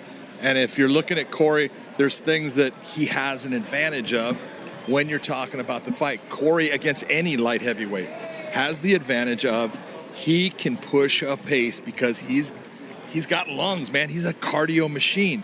I think that Nemkov has his advantages in the fight. There's things that he does very well. He does bring the kicks in very well. He hides his kicks well, which makes it difficult when he's coming after you because you think he's coming after you with hands. All of a sudden, here comes the kick. You have to defend that, and then he's throwing the hand right behind the kick. He does that very well. But Corey Anderson's cardiovascular is a weapon. His cardiovascular conditioning is absolutely a weapon that he can use in this fight to win the fight. John, I don't really believe you, so maybe we should just ask him. Corey, how good is your cardio? I know you talk about it a lot. Look, the amount of level, the amount of the pace that you have to set, I should say, for your wrestling, with your striking, mixing it up the way you do, the way you attack the ground and pound, vicious elbows. You know, I was talking about earlier with John, Yakshimuradov, he felt the wrath of those elbows. Just nasty, nasty ground and pound. You pride yourself on being that type of fighter. But where does the cardio come in? How is it that you're at 205, you know, being one of the guys that has that pace? Not a lot of 205 pounders can have that pace. Because at one point in my life, I was 300 pounds trained the same way. So when you move 300 pounds around heavy like that, you pushing the pace, you're always going until you break, and then you lose 95 pounds, and it's like, oh, well, I could do this really all day long without getting tired. I carried 100 extra pounds around and did it. So now it's pretty easy. John's 300 pounds. Can you show him how to do it? Trying to figure this out over If you here. start losing the weight, and when you get 205, it'd be easy. Let's go, 205, baby. I've been feeling a whole 205, cut off both my legs. Bring me the saw. Let's give it going. All right, Corey, we got to ask you. Look, one of the things that I love about you is you remain calm at all times. And it's your attitude, and you know that fighting is a business, and you're doing this. This is your occupation. This is how you feed your family. This is how you put food on the table. How much does it bother you when people talk about you leaving the UFC and coming to Bellator and saying it's because it was easier competition? You beat the best people there are in that promotion at light heavyweight, and now you have faced light heavyweights here in Bellator. What's the difference? It really is no. The difference is the check size. You know what I mean? It bothered me up until the first fight I had in Bellator. I was like, you know what? I don't care what they talk about. Like I said, I see what people say I'm laughing to the bank. I know it is. Let them talk. I'm laughing with them, but guess what? I'm going to the bank with a lot more money than I ever had in UFC. So it's like, it's top competition everywhere. You know, the best fighter might not even be signed yet. Who knows? But for me, the only difference is the check.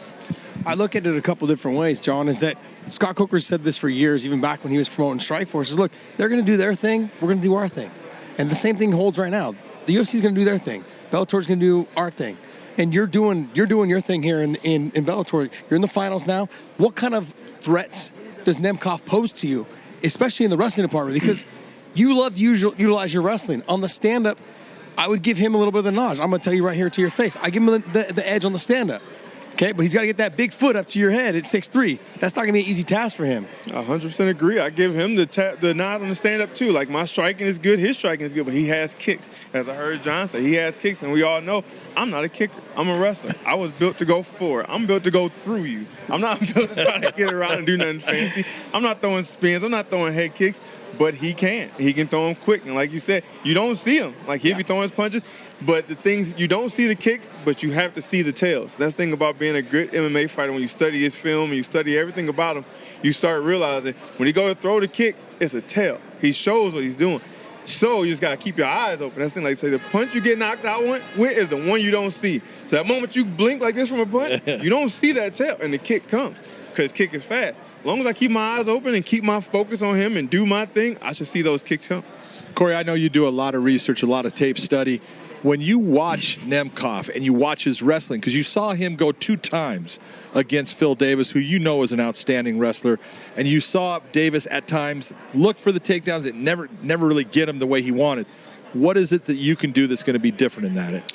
Difference between me and Phil is he looked for a takedown, I take the takedown. Ooh, I like that. He, like you said, every time you fight, you say you want to see Phil do more wrestling. You want to see Phil do more wrestling. And people had me on interviews when he fought Yoel Romero, and I said the same thing.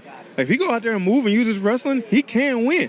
And I took Yoel Romero on the fight because, like, he's not going to wrestle. I don't think he's going to wrestle. He's going to lose. Well, he went out there, he moved, and he finally used his wrestling. He was taking Yoel down, and nobody expected that. Now, if he fought Nemkov like that, I think he would have been a champ. But the fact he went out there and got lulled into a striking match with him, he keep losing. As for me, I'm not going to do that. I learned that lesson against Jan Blachowicz when I left the UFC. It's like, that's not my game. I'm not going to go into somebody else's world. My world is ground and pound. I said it when I got here. So if I get you there, it's going to be trouble. And I know when I take guys down, I don't care how good your jiu-jitsu is, you've seen when the damage I do on the ground, you're going to panic. You're going to panic. You're either going to give me your back or you're going to get into a bad position and just start eating these elbows. We talk about confidence being a key factor in being a top-level fighter. And when we look at you, and you talk about that Blachowicz fight, you were fighting a style in the past when you were at the UFC. You started to become just a stand-up fighter. You weren't utilizing your wrestling the way you started out. And then you came to Bellator, and you went right into, used your stand-up to get to the takedown, to get your ground and pound, and it's got you wins ever since. How is your confidence now that you are fighting at this level and the company that you're fighting for loves the way you're fighting? I mean, confidence is huge in anything. It's picking up girls, to get a job, to be a great fighter. Everything, confidence. Everybody feeds off of confidence. You come in with your head down and you doubt yourself. I talk to my cameraman all the time. I talk to him. He say, guess some words. He guesses work. I'm like, stop. Get confidence, bro. You good at what you do. Confidence is going to take you further. He's gotten it in the last month, and now he's getting these different jobs. He did a job for Bellator for the Sergio fight, because he got confidence now. And that, I think, is the biggest thing. Like you said, I came to Bellator and started doing what I do. I'm confident in my striking, but I wasn't confident enough to go out there to strike with a kickboxer like Jan. But at the same time, I knew I had to impress the organization, and that was the only way I was going to do that. So I went out there and I paid the cost for it. But now I came here and, like you said, do what I do, and the company loves it. I'm doing it with confidence. I don't go out there and second guess, like, oh, am I going to get this takedown? If I don't get this takedown, I'm going to come up with punches. And guess what? The more he fears my takedown, the more the hands are going to open. Then guess what? He's going to think we started to strike. The more he starts throwing strikes, the more the takedown is going to open. Then I can mix up. I might throw a kick in here or there. I might fake come with a front kick. You never know what I can do. But when you fear that wrestling with somebody who's as good as I am, as confident as I am, you're going to respect every fake and every movement I do, because I do everything with so much confidence. But one last question real quick. The American wrestling versus Sambo style wrestling. How do you feel like that American style wins? I feel the American style versus Sambo for my style of American, because I'm always attacking the legs. That's for Sambo is really upper body type wrestling. It's more like a Greco-Roman style. We have some of the Russians that come from Dagestan, the Dagestan fighters, Maga. He comes out and they train with us. And I see, like, when he goes against our American wrestlers, the college guys, when they get to the legs, it's a lot harder. When they go to upper body, you're not taking him down. You're just not. That's just what they do. And I don't attack upper body. Like, I can get a body lock and take you down, but I'm hitting you double legs. I got long arms. I'm trapping your legs, and I'm running through you. And that's the thing. Run through, and that makes the Sambo, it takes away, it knows it. Like, if I'm running you on your back foot, you can't throw me. You can't do any tricks or flips because you're always on the back foot on your way to your butt. So with the American wrestling, I feel that's it. As Jordan Burroughs say, got doubles. My man. I want to thank you so much for coming on. Thank you very much, Corey. Good luck to you. Can't wait to watch you, brother, on Friday. Man. I'm pumped for your fight. Well, we are lucky enough to have a man that has really grown up in front of our eyes. A guy that is just an incredible wrestler. Almost went to the Olympic Games. He ended up being in the finals to get to the Olympics. Didn't quite make it. had a Golden Glove background. I can tell you that Freddie Roach and I have talked, and Freddie Roach has told me multiple times that if Aaron Pico decided to be a professional boxer, he guarantees that he would win the welterweight title of the world in boxing. So we're going to have Aaron Pico coming up here in just a minute. You have sparred with Aaron. You have wrestled with him. Talk to me a little bit about the skill set that this man possesses. I wouldn't really say what I did against him was wrestling, but because I had no success. So there was, but you know, yeah, I've sparred with him. I've wrestled with him, trained jiu-jitsu with him. Look, he's a stand-up kid. He's a great athlete. Very soft-spoken, but he's very driven. He understands what he needs to do to have a successful career, and that's what he's been doing ever since he came onto the scene. People didn't want to fight him, John, and so when he first came into Bellator, he had to fight guys at a higher weight class at 155. He didn't realize he didn't know what he had to do because he thought he was just going to walk through people. I can out-wrestle these guys. I've got good enough boxing, which is true. Yeah, at those things, but he wasn't good at mixing them together. Putting them together. And remember, I've always said this. It has to do with, I want to see the progressions of him get better. And we didn't see that in those first 3 or 4 fights. He was going backwards. He started doubting himself. And that's not an Aaron Pico situation. Aaron Pico is someone who comes in, you can just see the way he walks into a room. When you guys see him, when he steps up here, you guys will see. He's suited and booted. Look good, feel good, fight good, play good, however you want to call it. That's what he does. And so that to me is where I started seeing the progressions when he went to Greg Jackson's, and he started putting the things together, and he's just gotten more dynamic and better every single fight. And he's been absolutely amazing since going to Greg Jackson's. Yeah, I would say that his transition to the Jackson-Winklejohn camp and what he has learned about fighting there, because everyone thinks because you step into a cage, you know how to fight. You may know how to do the techniques of fighting, but you don't understand the mentality behind being the fighter. We are lucky enough to be joined now by Mr. Aaron Pico. What's up, Dad? Did I lie? Is he not suited and booted? Does he not look like a rock star right now? Look at this guy. Who fitted you? David August. Like David I said, August? anytime I get an opportunity to wear a suit made by David, I don't hesitate. Don't to put it pass. on. Exactly. Yeah, I need to get that contact, my friend. This is nice. This is nice. I can tell you You're right looking now, good. you don't look like that in a No, suit. I don't look like that. All I right. don't. I'm also not that skinny either. he's shredded and ripped right now. Weight is good right now, so I'm Aaron, happy about that. You recently became a dad. Valentino is your son. Congratulations on that. Thank you. What did that do for you as far as mentality now with everything? Has it changed you in any way? Well, I honestly, I mean, I just get really excited about things that he does. I mean, every day he's learning stuff. And I mean, for example, just when he started to like pick up food for the first time, I thought he just won a world championship. I was like really, really excited. But I don't really think too much about it. Like, oh, I have to win for my family. I have to do this, because I think that really puts you out of the process. We all know at the end of the day what the goal is, and we know why we fight. I just want to be a great dad, be there and support him, but I also want to go out there and, you know, fight and make money and just be able to provide him for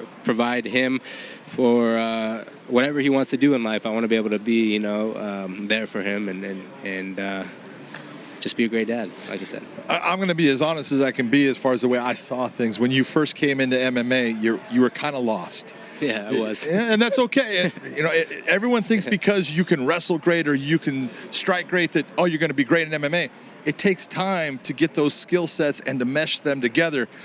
Your last set of fights, Solo Hatley, Daniel Carey, Aiden Lee, and then finally Justin Gonzalez, you have been on fire. You have just been running through people and dominating the fights themselves. Talk to me about what it's been like for you since you hooked up with Greg Jackson and learning what the fight game is really all about.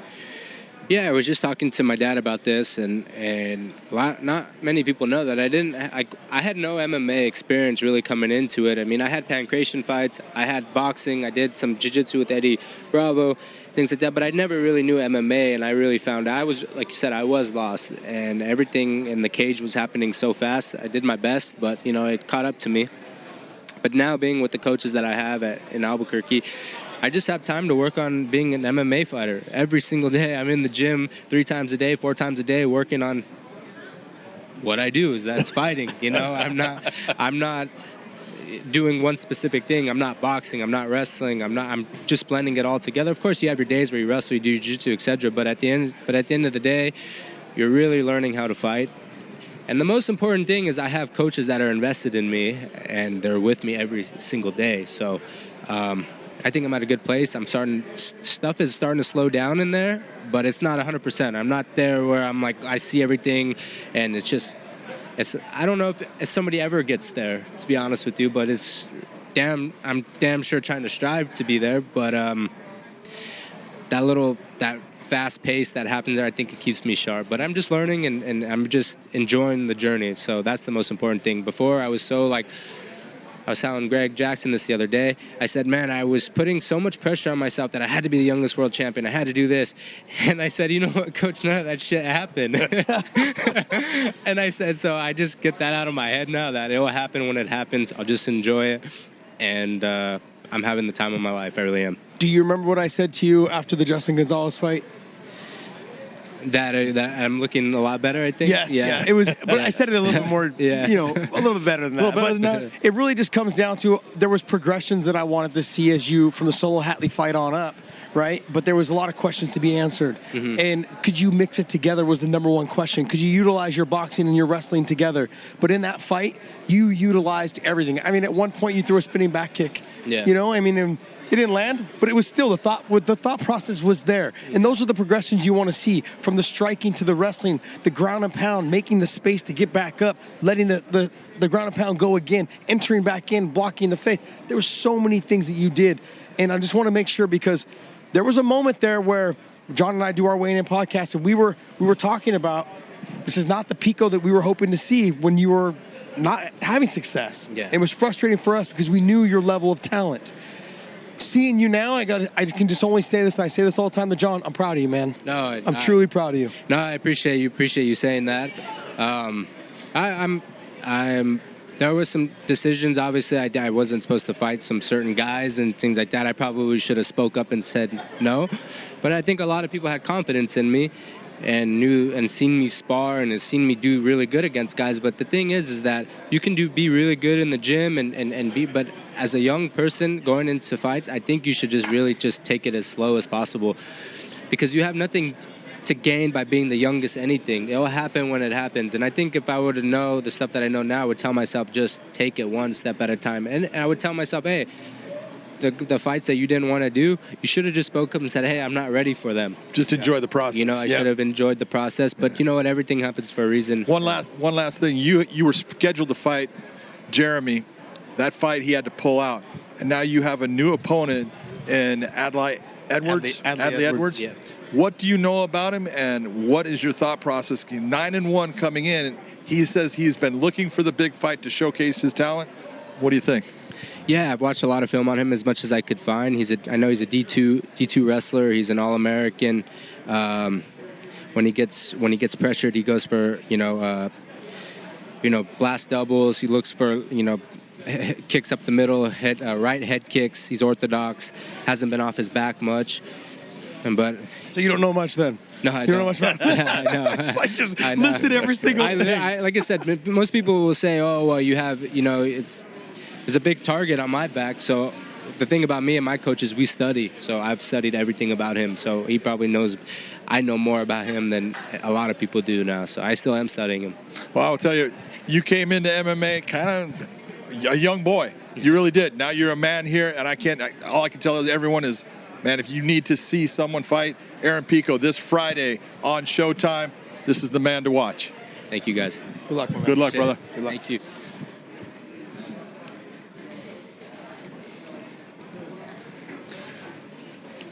We are lucky enough to have what's going to be the start of the Bantamweight World Grand Prix and the interim championship fight. We have got Rafion Stotts taking on former champion Juan Archuleta. I don't care what he says about your poncho and your moccasins. I love them, baby. I love them. Those, dude, you look good, and someday I'm going to wear that hat. Heck yeah. Okay? It won't fit your head. Right there. Oh, it does. Snap. Look at that, baby. Hold on.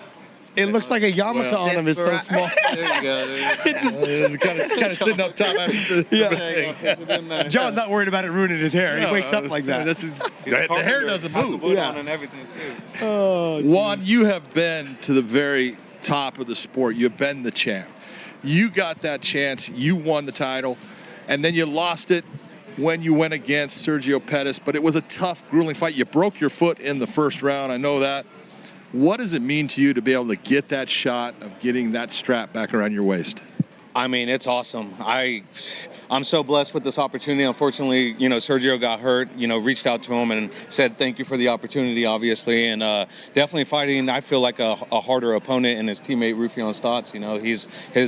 These guys train together. They've been grinding together. They know how to beat me. They know the game plan, how to implement it. They've done it before, and they're looking to do it again. And that's what wakes me up every morning to strive to be the best. Rafion, you have been on fire. I'm one of the guys that kind of tried to get you here in the first place. You the reason I'm here, bro. Baby, you tell everyone, okay? But you've proved the point. You've proved why I thought you should be here. You've proved yourself. You have gone against everybody and just dominated your fights. And your last fight against Magomedov was just a beautiful performance of you having fun out in the cage. Talk to me about how much you, as far as a fighter, you are more confident in yourself and your abilities and what it means to you to get that chance at the title in the very first round of the Grand Prix. Man, I am, fighting is I really enjoy it. I enjoy it, the back and forth, you know what I'm saying? I love the, okay, one might not like me, I might not like him, you know what I mean? But we here to fight and put on the show and freaking, beat each other up. That stuff is, it's fun to me. I can't lie, man. It makes me want to smile. But me being able to, fight for a world title is, the culmination of, hard work and, my life, my life, I've been, against the odds and, picking fights with, not picking fights in general, but, picking fights with stereotypes and things like that, you know what I mean? So this is I got so much family and support everybody, been behind me. So this just this proves everybody right, you know what I mean? I'm fighting for a world title in Bellator. I'm in the first round of the grand tournament, which the first time that I fought, or the first time that I came and I met you, was when I was cornering Emmanuel Sanchez in the first round of the featherweight tournament. So everything's coming full circle, and I'm super excited to be here. Knowing that you guys have pretty much already trained for Juan. Yep. And did you take a lot from that? And has he changed his game at all since the time he's fought Pettis? Was there tweaks that you had to make? And I know that Juan is a smart fighter. He's a cerebral fighter. So I'm sure he's changed some things in his game. But for me, I've changed also. I've changed a lot of stuff in my game, and I've added a lot of tools. And I just feel like I'm just gonna be too much, I feel like I'm faster, I'm stronger, I'm better technically everywhere. What we got to find out is how we all gonna put it together that night, you know what I mean? I'm not saying Juan doesn't have the capabilities to beat me. That's why we figured out the fight. He can beat me. Any of these guys can beat me, you know what I mean? But if I go out there and I do what I'm supposed to do, there's nobody in the world that can stop me. And I truly believe that. I'm confident and fearless in all that I do. I'm going to dominate, excite, and finish all these fights. I've been saying it over and over. I'm a Bellator world champion now. You know what I mean? So that's how I feel. Juan, you said that he's a tougher fight than Sergio Pettis fight and other teammates. They have very kind of similar styles when it comes to the feet. He's obviously got the better wrestling than Sergio. But what makes you think that he'd be a tougher fight? Yeah, I think, as me as a martial artist, I like to look at how much mixed martial arts they use in a fight. And to me personally, I feel like Rufion uses a lot more mixed martial arts in a fight than Sergio personally. And that's what makes for a tougher fight, to figure out how much martial arts am I going to have to use to be able, mixed martial arts am I going to have to be able to use to beat Rufion. One of the things that, and we've talked about this before, you and I, one of the things that you bring is a relentless pace, a relentless pressure. You are always in there, but you're in that in and out style. He does a lot of that same stuff in his stand-up, but one of the things that separates you is you come from a wrestling background, but you will separate off of a takedown to land one strike. because that can be the difference of changing the fight for you. What was it that put you in that mindset of, I don't always have to just go after the wrestling. If I can just get my one strike in, break away, I can do that, and I'm going to come right back. Well, I've been very fortunate in my career to be able to train with guys like Josh, guys like Cub Swanson, TJ Dillashaw, Joe Stevenson that, you know, have laid the way for fighters like us already, and that we're hoping to pay the way for fighters behind us. And so to be able to have those guys and kind of shortcut my way and advance me to where I've been at in my career, that's who I owe homage to. Let me ask you this. Were you in the elevator on his video? Were you in there? Yeah, Look, you guys had to see. If you ever followed him, follow these two guys on social media, but I just got to be honest. What are you? What? No. Why? Why? What? But I want to know. Well, Pachi was in there too. Yeah, that was fantastic. Yeah, Pachi mixed because in there listen, to be honest, like, and I respect Juan, I respect all these guys, but these guys have not wanted to see me before. I mean, the only way they wanted to fight me was if there was a belt involved. You know what I mean? I'm not trying to hang out with you. You got taco meat hanging out your chest. They didn't want to see the taco meat. They didn't want to see the taco meat Josh, before. you can kind of stand and attest to this. Like, what happens when Danny Sabatello calls you out? Are you going to fight him? Yeah. Yeah, I'll fight. So you'll fight backwards, just to fight backwards. Yes, I will fight backwards. All right, I will fight backwards because I want to fight every single person. Then we're gonna have to see when that happens. Okay, like, when you're getting different paychecks. Does that seem smart to you? It's not smart. But then what are you doing? You say what? I enjoy the challenge. And it's not that I don't want to fight you. I don't. And like I said, I know you're a great fighter. I know you're gonna be at the top one day, just not through me. But unfortunately, yeah. I mean, again, I do want to fight these guys, right? Like everyone that they signed at the Bellator Bantamweight Grand Prix, we're all put in this tournament, and so now. Like I said, I don't care who I fight first round. I was scheduled to fight Magomedov, and then they were like, hey, we were switching. I said, cool, I'll fight whoever you put in front of me. All right, you're fighting River. Cool, let's do it. I don't care. Yeah. Okay. All right, the other thing I want to know is, why you wear a poncho and moccasins and a tin cap? Why I want to know that. That's the last thing I'm gonna come at you with. That's wood, though, sound right? Like you Is it wood?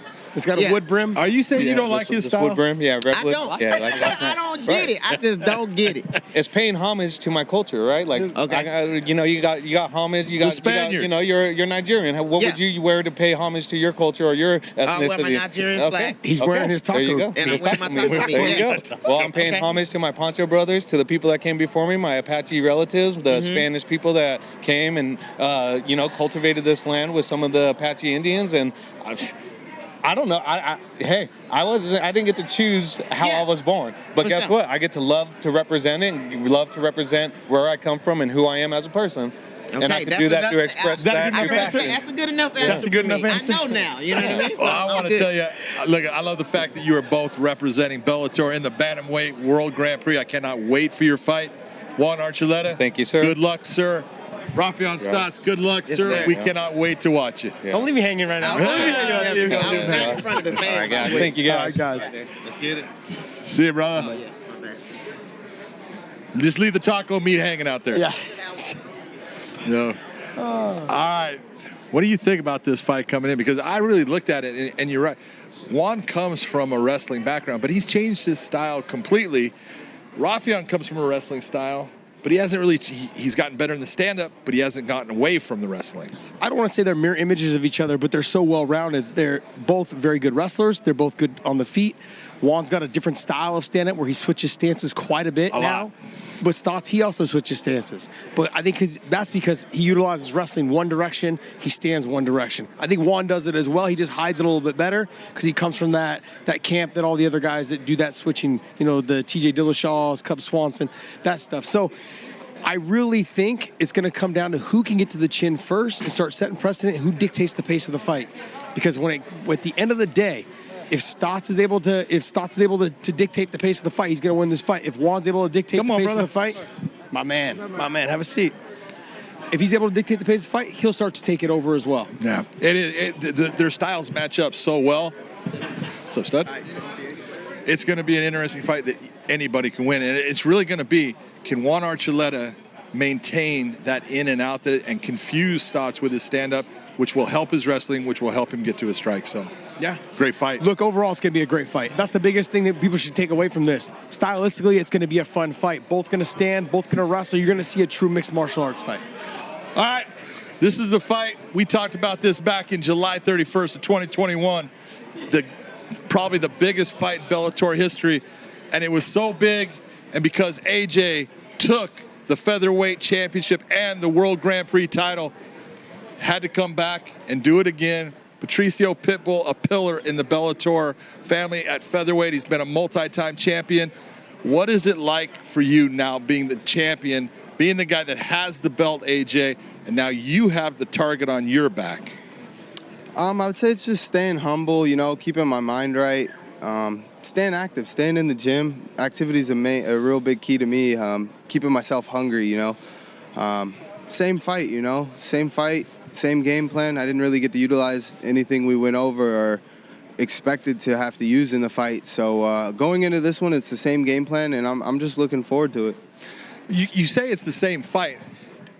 Every time that I've watched Pitbull fight, every time that I've watched him and he has a second fight, he comes in as a different fighter. He makes definite changes in the way he comes into that second matchup.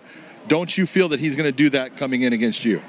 Definitely, you know, I feel the first fight he was very emotional. And that's something my father's always taught me, you know, being in your emotions in a fight is not right. So this fight, I can tell he's a lot more calm, he's a lot more composed, and I look forward to skill set for skill set to see what happens. But once we get in there, you know, there's a different animal inside of me, and you know, that was our first exchange. Literally, we threw nothing. Everything was feints and bites. But at the end of the day, he still has to come to me, and I'm looking forward to him coming at me this fight.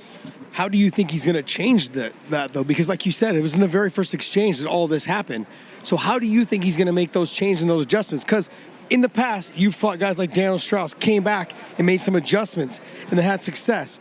With you, how is he going to make that, only knowing that the fight didn't go long? What adjustments can he make knowing that it was such a short fight? You know, prepare for the worst, hope for the best. It's a good way of looking at it. Training's everything, you know. I put a lot of work in, countless years and dedication, investment within myself.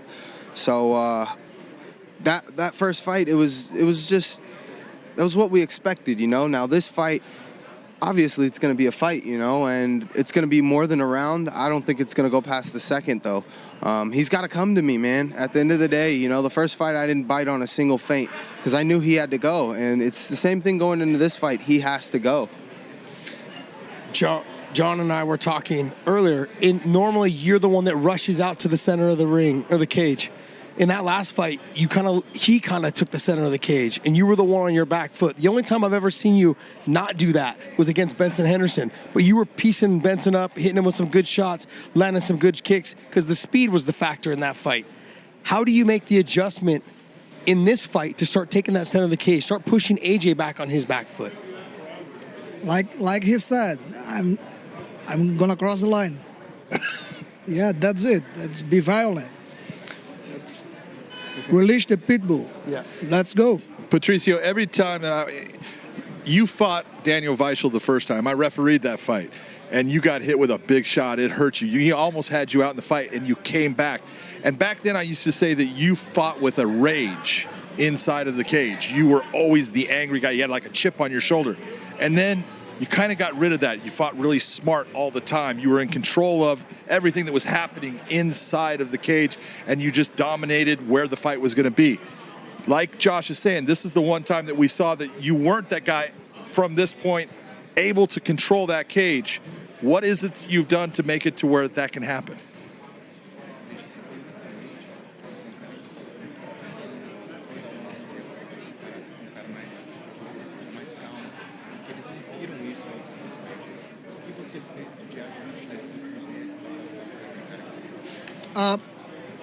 I think when you are fighting for titles, you have to know that's about 5 rounds or 5 minutes. And how long do tempo? How long do tempo, quer dizer?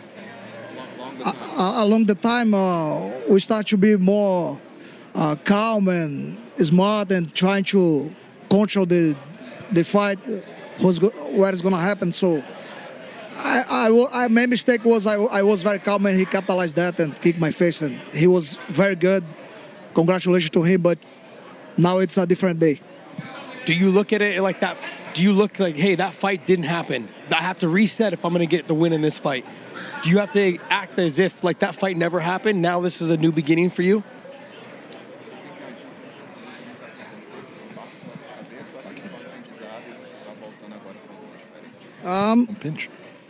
No, that fight happened. I know I lost that one, but I have no bad emotions about that. That's the mean winning, mean mentality. You know, just think about the strategy, win the fight, and make he pay for that. AJ, there was a moment in the first fight you landed that kick, and he went against the cage and down, and then you hit him with a shot, and he went down, and you stopped. Why did you stop, and was that a mistake? Yes, that was a mistake. That was a very big mistake. That was a mistake that could have caused us to go another 4 rounds. That was the one lesson that I learned from that fight, you know. I was so calm and just comfortable in that moment that once I rocked him, I was like, man, I got him. And I was surprised, you know, because of how soon it had came. And I don't know, I was surprised in that moment, but that was definitely a learning point for myself in that fight. Like the ref says, man, protect yourself at all times and don't stop until I stop you. So going into this fight, it's going to be different, you know. Like he said, he's a lot calmer. I'm very good at reading body language and just I'm good at assessing what's at hand. I think that's why I'm such a great fighter. I'm good at judging character. I kind of have like a weird sixth sense. So I'm excited, man. This is going to be a fun one. Do you expect him, because he does a lot of work with Henry Cejudo, utilizing his wrestling. He's a fantastic wrestler. Do you expect him to use a little bit more wrestling in this fight? I know the first fight didn't go long, but I'm simply saying that he has got great wrestling. He's got great takedowns. You know, we saw that against Juan Archuleta. He's got great takedown defense as well. Okay, he's obviously slick on the neck. If he's able to get your head down at all, he's on there quickly, as Emmanuel Sanchez found out. Are you expecting him to use a little bit more of the full toolbox? Because sometimes he'll just get away with just standing on the feet, landing the big shots, picking them apart. Definitely. I feel once things are starting to kind of not go along as planned for him on the feet, he's going to try to utilize his wrestling for sure. But, man, I started wrestling. Wrestling is my base. I don't care who you train with. Cejudo, gold medalist, this, that, all that. It's irrelevant because all of that, when you step in that cage and that door closes and it's just you and I in there, I'm going to unleash a different beast. And that's just a monster inside me. You know, I've learned how to tame that monster, and I've created a skill set out of it, you know, with fighting. And my father's put a lot into me, and he's made sure that I know how to tame that monster, because if you don't know how to tame that fire, man, it'll turn around and bite you in the butt and burn you. So yeah, that's a big key. I'm going to ask you both the same question, a little bit different. You have said that this fight is going to end in the second round. How is it going to end? Well, I can't put that out there, John. Come on now. I can't put that out there yet. That's for me to know. All right, Patricio, you have said you want to beat him for 25 minutes. You want to punish him. Why is it that you will go the 25 minutes and punish him instead of finish him? Ego. I just want to show him who is superior. That's it. That's it? I'm better than him. I know that, and I'm going to prove that. Ego. Well, I will tell you this. This is a matchup where a lot of people were saying, is it going to be that you're going to get that rematch? You definitely deserve the rematch. With everything that you've done, we talk about someone that deserves an immediate rematch. You are the man that definitely deserves it, and I give you props for being a man that takes that rematch right away. I cannot wait to watch you. Thank you. Champ, good luck to you. Good luck, brother. Good luck, sir. This is going to be a fight this Friday night from San Jose, California, the SAP Center. You're going to see this as your main event fight. AJ, the mercenary McKee against Patricio Pitbull. You cannot ask for a better fight, Josh. And the semifinal, or not the semifinals, but the finals. The finals. The finals. You of the might light want to watch heavyweight the World semis. Grand I'm Prix. going to watch the finals. So the finals, I can't wait for that, though, with Nemkov and Corey Anderson. That, to me, is going to be the battle of the wrestlers. A little bit mixed in with a lot of the stand-up. Nemkov keeping on the feet, use the Sambo-style takedowns. Corey Anderson putting and setting the pace is what he's got to do early. That fight, to me, I'm pumped for it. This whole card, man, is stacked. Incredible. Aaron Pico. Aaron Suited Pico. and booted earlier. You saw him. He was dressed to success. There you go. Everyone out there, tune in to Showtime Friday, April 15th, SAP Center in San Jose to watch these gentlemen and the finals of the Light Heavyweight World Grand Prix. It is going to be fire. Thank you for watching. We hope you have enjoyed all of the interviews and everything. Be kind to someone out there. Do something good for someone else, and we will see you. The biggest night in Bellator history is here. The featherweight title rematch between new division king AJ Mercenary McKee and former champ Patricio Pitbull. Plus, the light heavyweight Grand Prix final, champion Vadim Nemkov versus top contender Corey Overtime Anderson. It's game time, baby. It's a Bellator blockbuster. Friday, April 15th, live on Showtime.